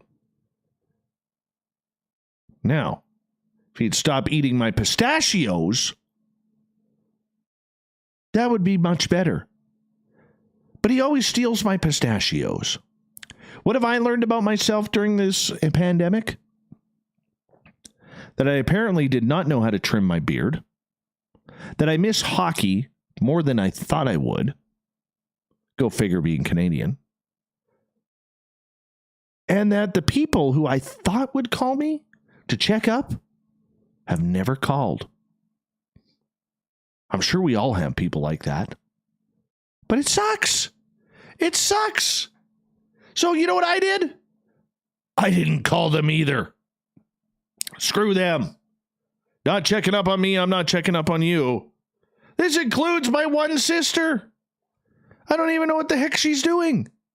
But that's all right. I love her anyways. I really do. I really do. Hey, thanks for everybody taking part in today's Thought of the Day on Twitter and Facebook. We're going to do it all again tomorrow, so check it on out. And thank you to Captain Shirk for a wonderful, wonderful time in a great SOR Newswire. You did fantastic today, Captain. And of course, Merle from Haunted Crew of Canada goes to the Great White North, along with special guest Matt Lay. Great team tonight. Great information. Check it out on our YouTube channel, where we store all our archives for free. We got Mr. Ron Bumblefoot Thal rocking in the background with Little Brother is Watching. Bumblefoot is the official music of Spaced Out Radio, rocking us in and out of every single show. Get your horns up for the guitar god himself. Special thanks to everybody listening in at home, in your cars, at work, wherever you may be. Thanks to everybody participating in our chat rooms on YouTube, LGAB, Spreaker, Revolution Radio, the Space Travelers Club on our website, Facebook, and on Twitter at hashtag Spaced Out Radio with all the snarkers and snarkettes. Remember, this show is copyright by Spaced Out Radio and SOR Media Ventures Limited. I know you're out there somewhere. I want to say a big thank you to all of you for taking the time out of your night to share your evening with us, because together, my friends, stay in line, don't make a mistake. We're watching. We own the night. Mr. Bumblefoot, we need a favor. We need you to take us home.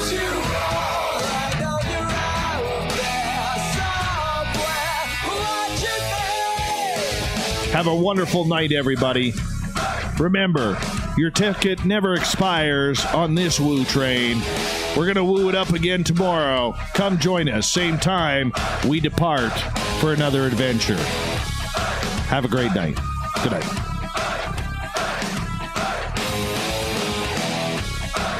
Ron, you'd never get around me because I'd put my shoulder into yours and flatten you on your ass. You could never deke around me. That's a good show, everybody, except that last half hour where I decided that I wanted to get into a coughing fit. I don't know what brought that on. That really sucked.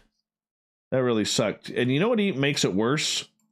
Is your sinuses start filling up, and now you can't breathe, and you can't blow your nose, because I have no tissue in here. Usually I do. And then, yeah, it just gets gross from there. Piss me off. Piss me right off. But what the fuck do you do? Pardon my language. Oh. Can't do that on the air. Ew. Ew. Sorry.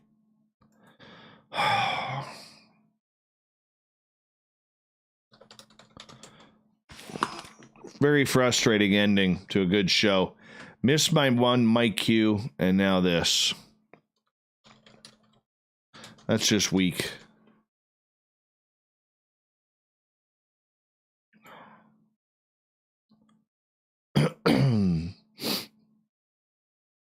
Very weak.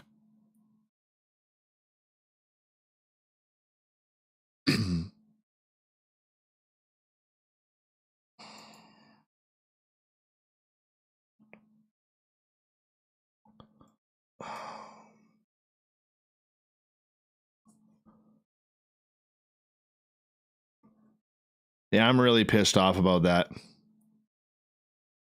Really pissed off about that right now. And I know all of you will say, oh, don't be. No, when you're on terrestrial radio, it's got to be almost perfect every time. And between the microphone, that stupid mute button, and now this, that's just amateur.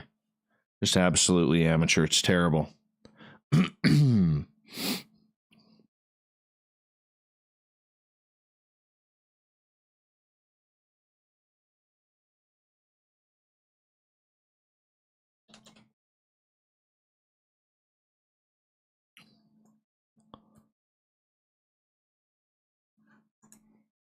I'm really pissed off with that.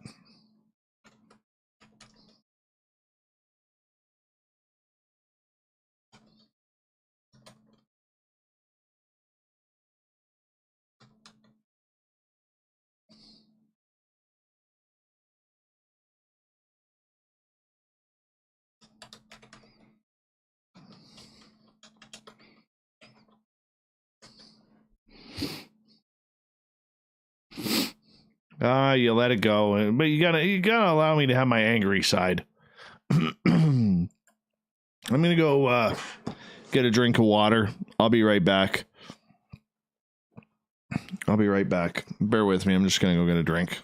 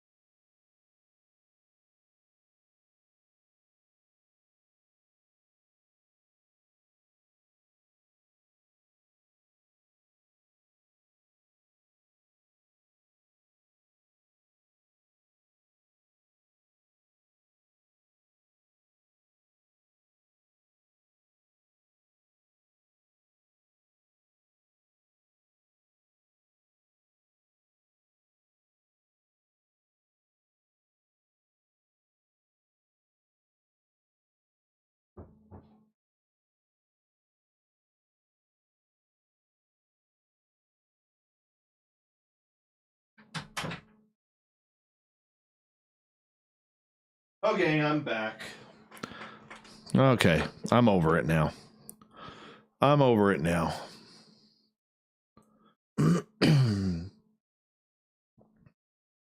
How we all doing?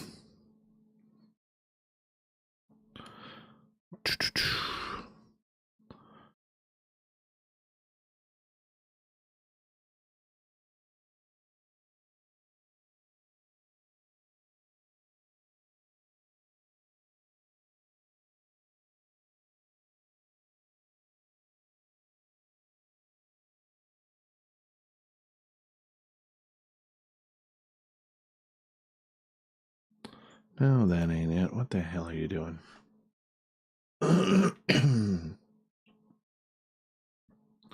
That's trimmed. Where did I miss the boat on this one? Right there. Cut that out. There we go. That was the dead air.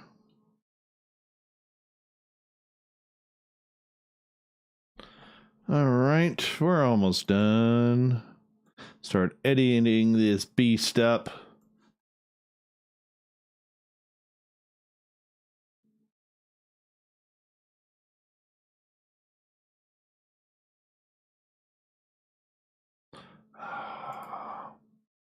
And wasting time.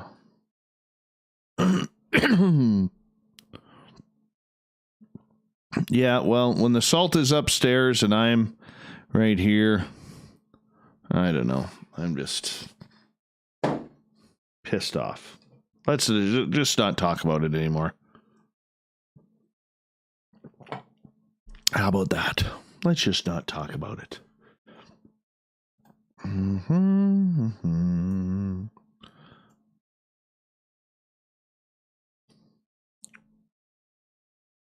Oh, it's a good show, though.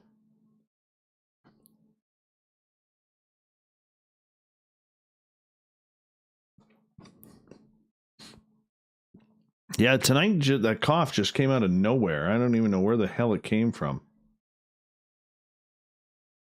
It's weird. Totally weird.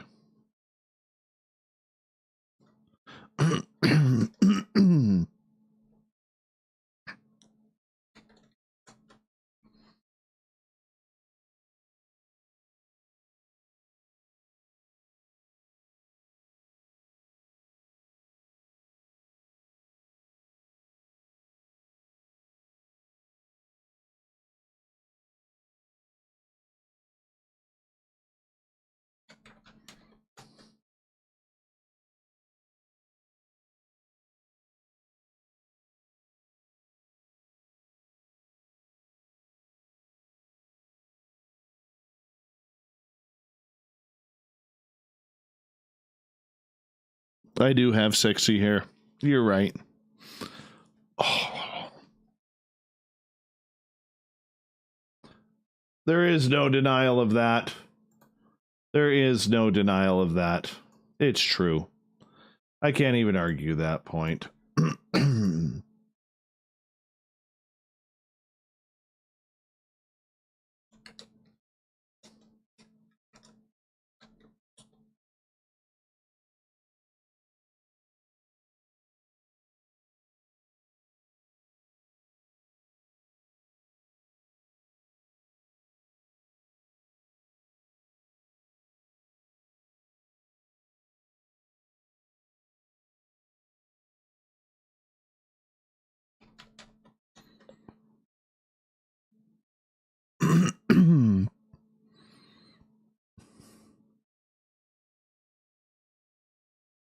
Because I brush it 100 times each side every day.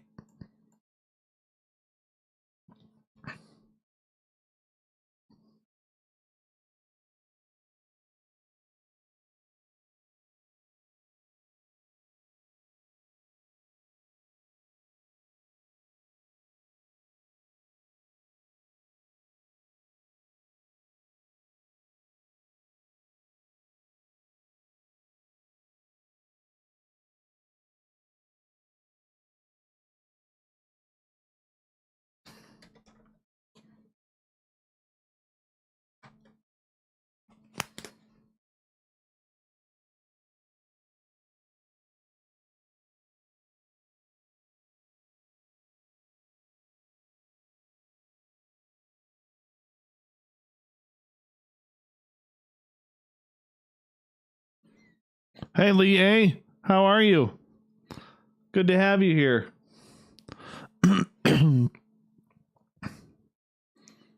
Good to have you here.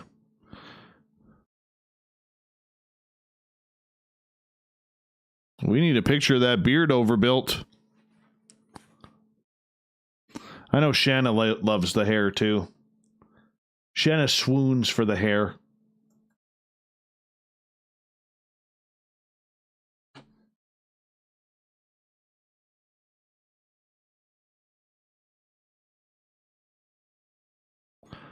Peanut butter rolls. What is clickbait virus? You don't even have any hair.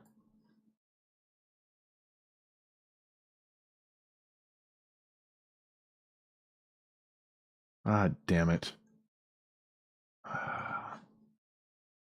Undo. Undo.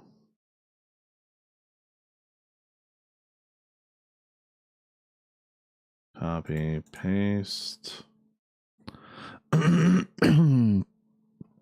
Yes, I do. Which is weird because I drank a ton of water today. Way more water than I normally do. There we go. That's what we're looking for.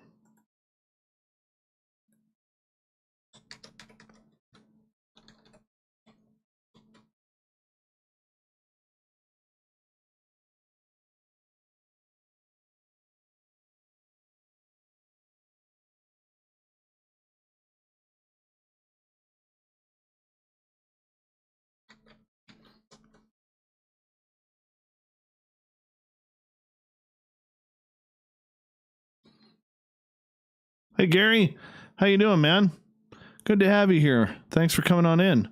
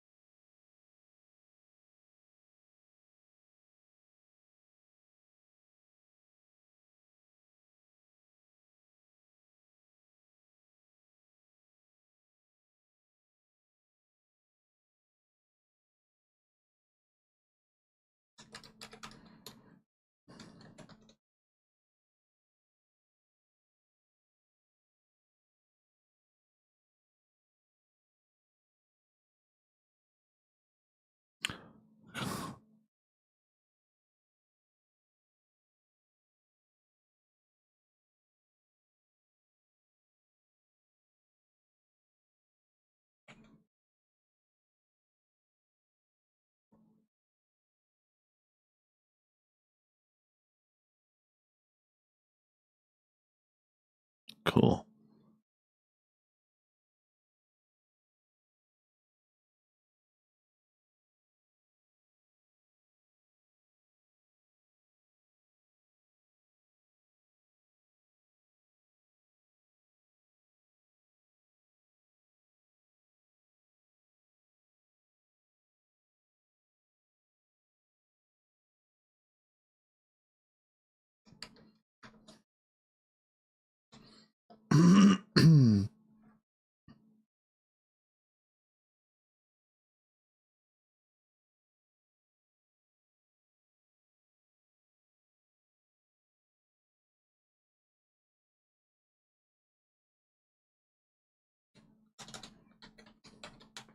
All right, we're all cut up here.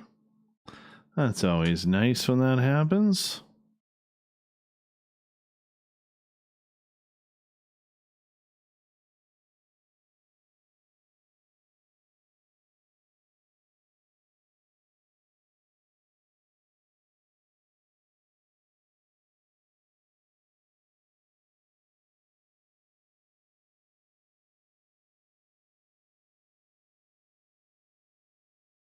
Good night, Chris Mo. And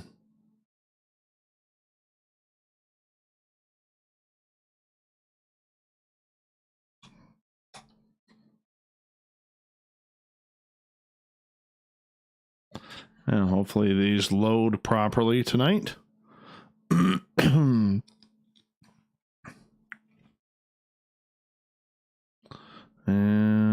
let's go here. All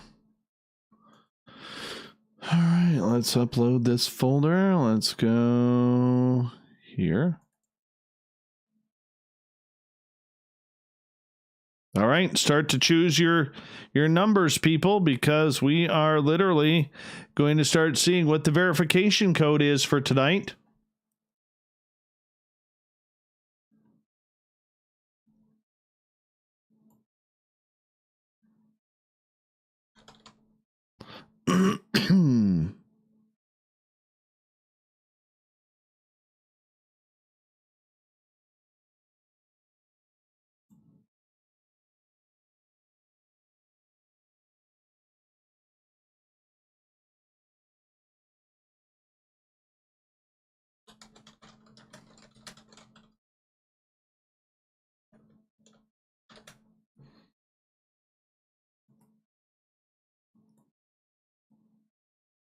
All right, let's get that verification code in. Your verification code for tonight is 214094. 214094. That number once again, 214094.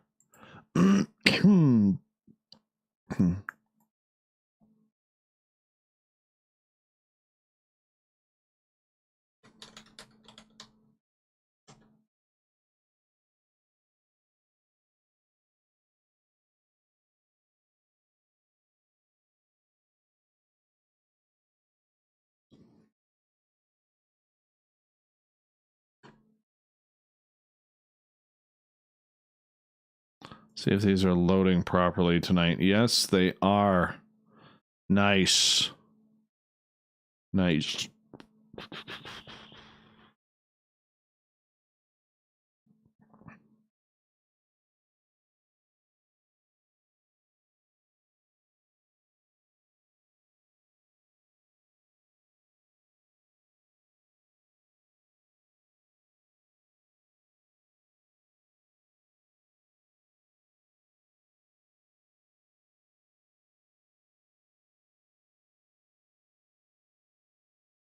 Remember, you only have 3 shopping days till my birthday.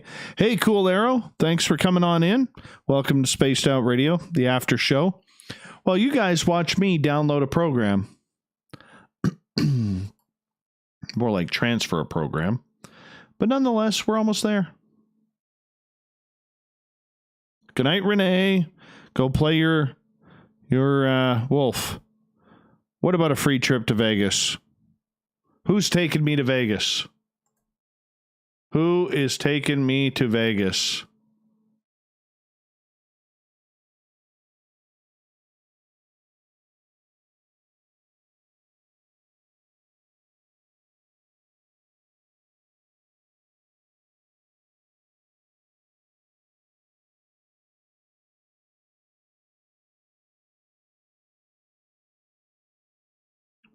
Lee, get the Vicks out and cover your chest and neck before you go to bed.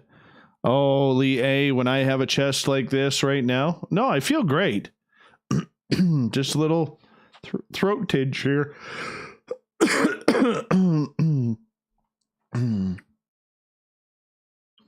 Yeah. But usually I always have Vicks on hand. Always have Vicks on hand.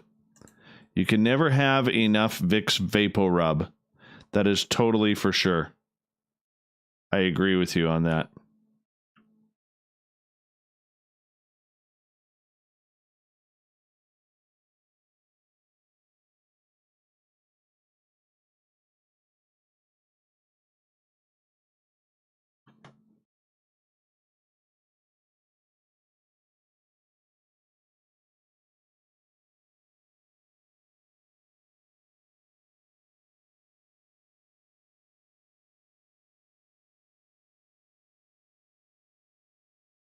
Well, that sucks, Susan, that you had troubles. I'm sorry about that. Oh, overbuilt. If you haven't been to Vegas, you're missing out. You are missing out. Love me some Vegas.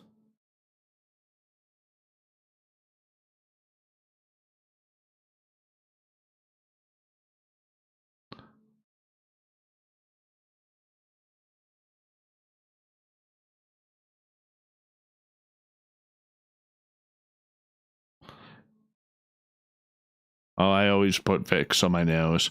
Bottom of the feet, too.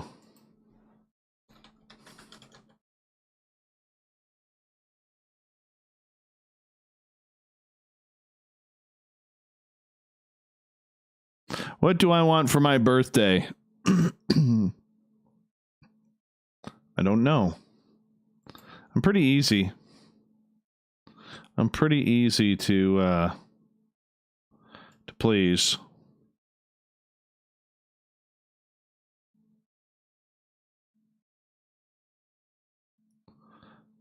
I like hot sauce. I don't usually ask for much for my birthday. Mostly leave me alone. Let me go watch Bigfoot or something. Go look for Bigfoot or something. That's usually what I end up doing.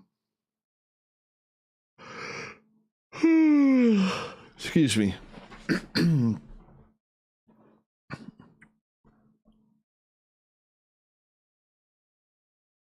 You can never have enough Vicks, Spookles the cat. Never have enough Vicks. Vicks is what makes life good.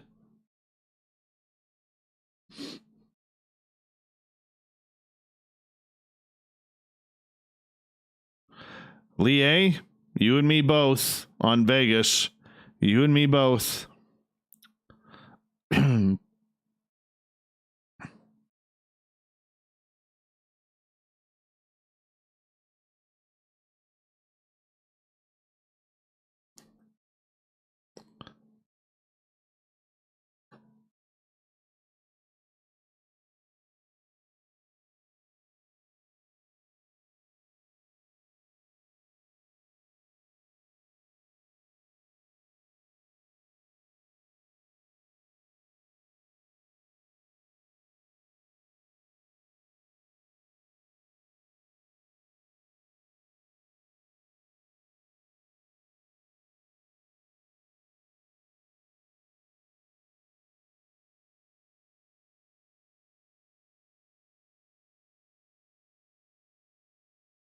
I'm not a dessert type of guy.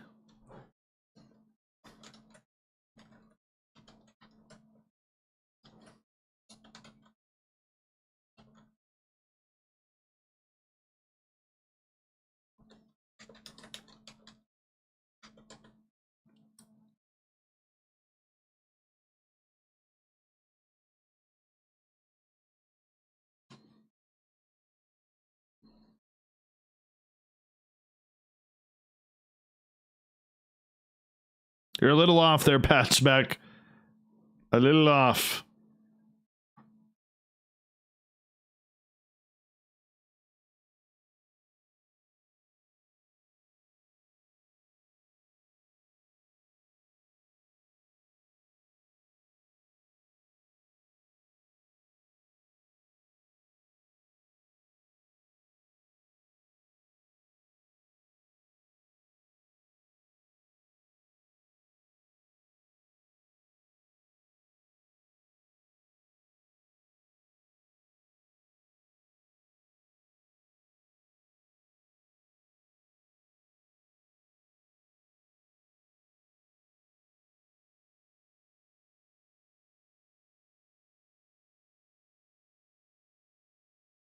Ribeye and mashed potatoes sounds really good.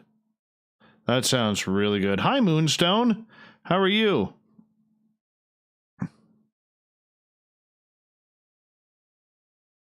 Good to see you. My buddy just did the keto diet. He lost like 60 pounds.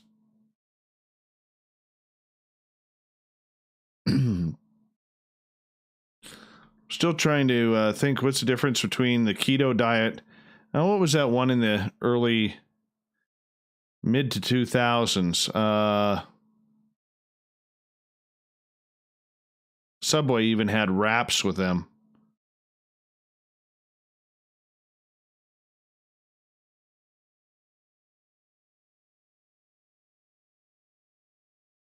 We couldn't eat anything green.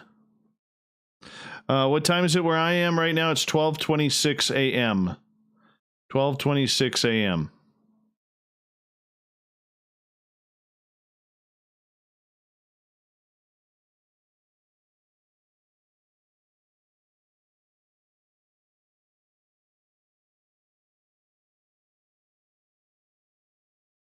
Atkins, that's the one. Thank you, Moonstone. Thank you.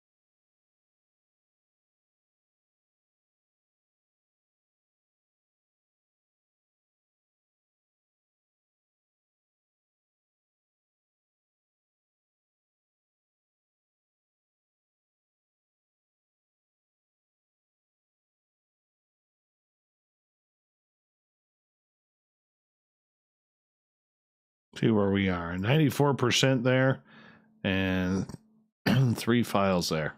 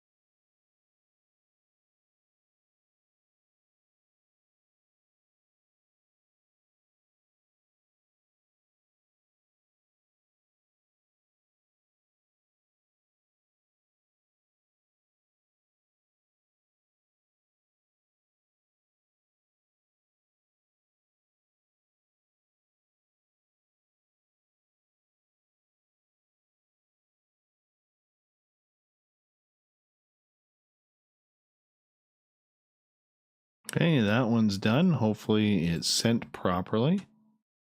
Let's check out. Good. It went successfully today. Good night, Shanna Banana. I put my hair down just for you and Jules tonight.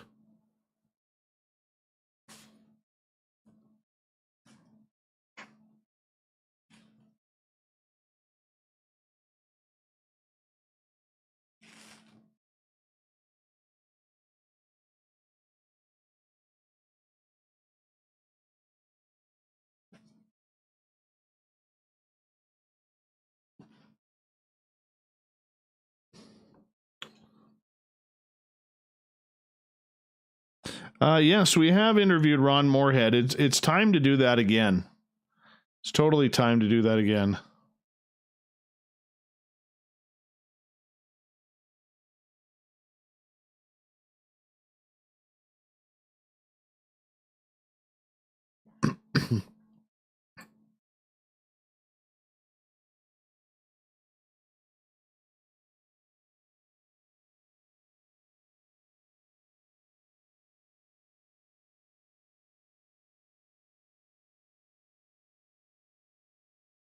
What's that say?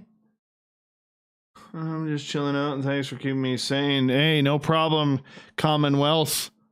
Fricker, we love you, man. We love you. Thanks for waking up early and sharing it with us, man. I appreciate that. PBR, you're just jealous because you don't have nice hair. You're like one of them thin shag carpets. Maybe, what do they call that? A Berber? You're like a Berber rug.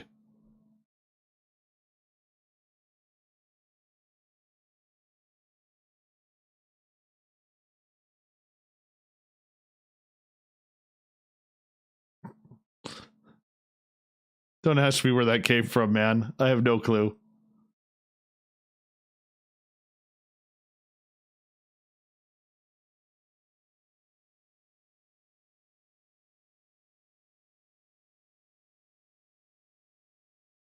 Good night, Lie. Thank you so much for coming on in. Good night, Rono.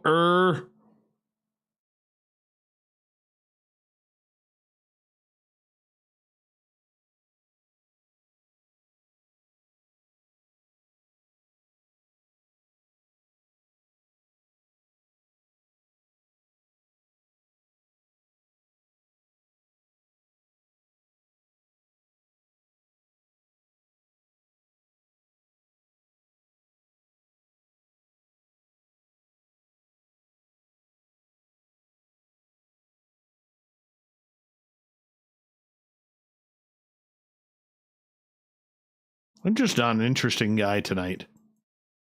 Not an interesting guy tonight.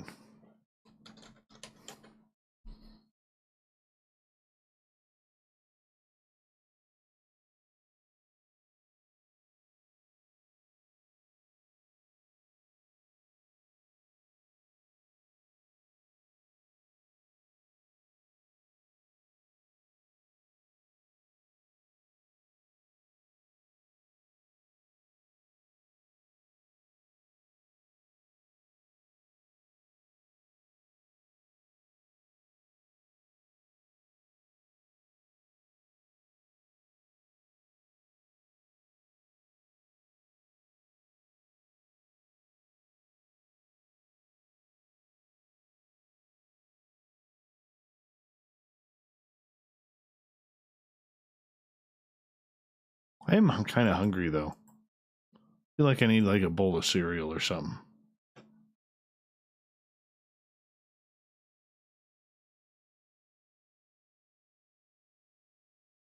Good night, Grendel. Thank you so much for coming on in, and thank you for the super chat tonight. Really appreciate that. Thank you. See you tomorrow.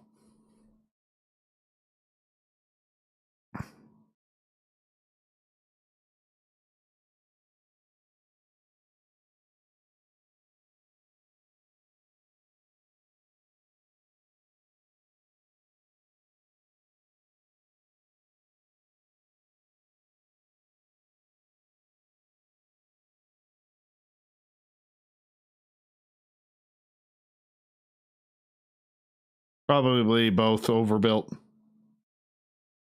Don't need the joint.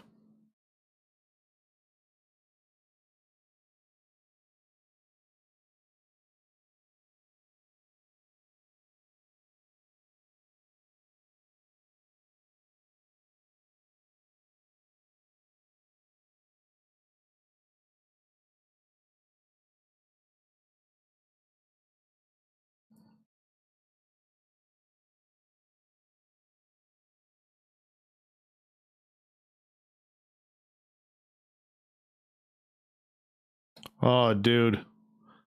Trust me, I would absolutely love some Taco Bell right now. And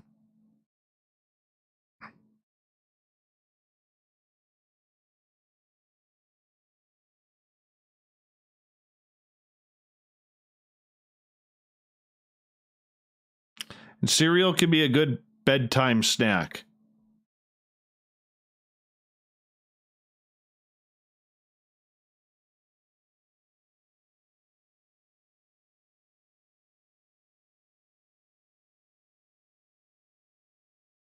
Sweet.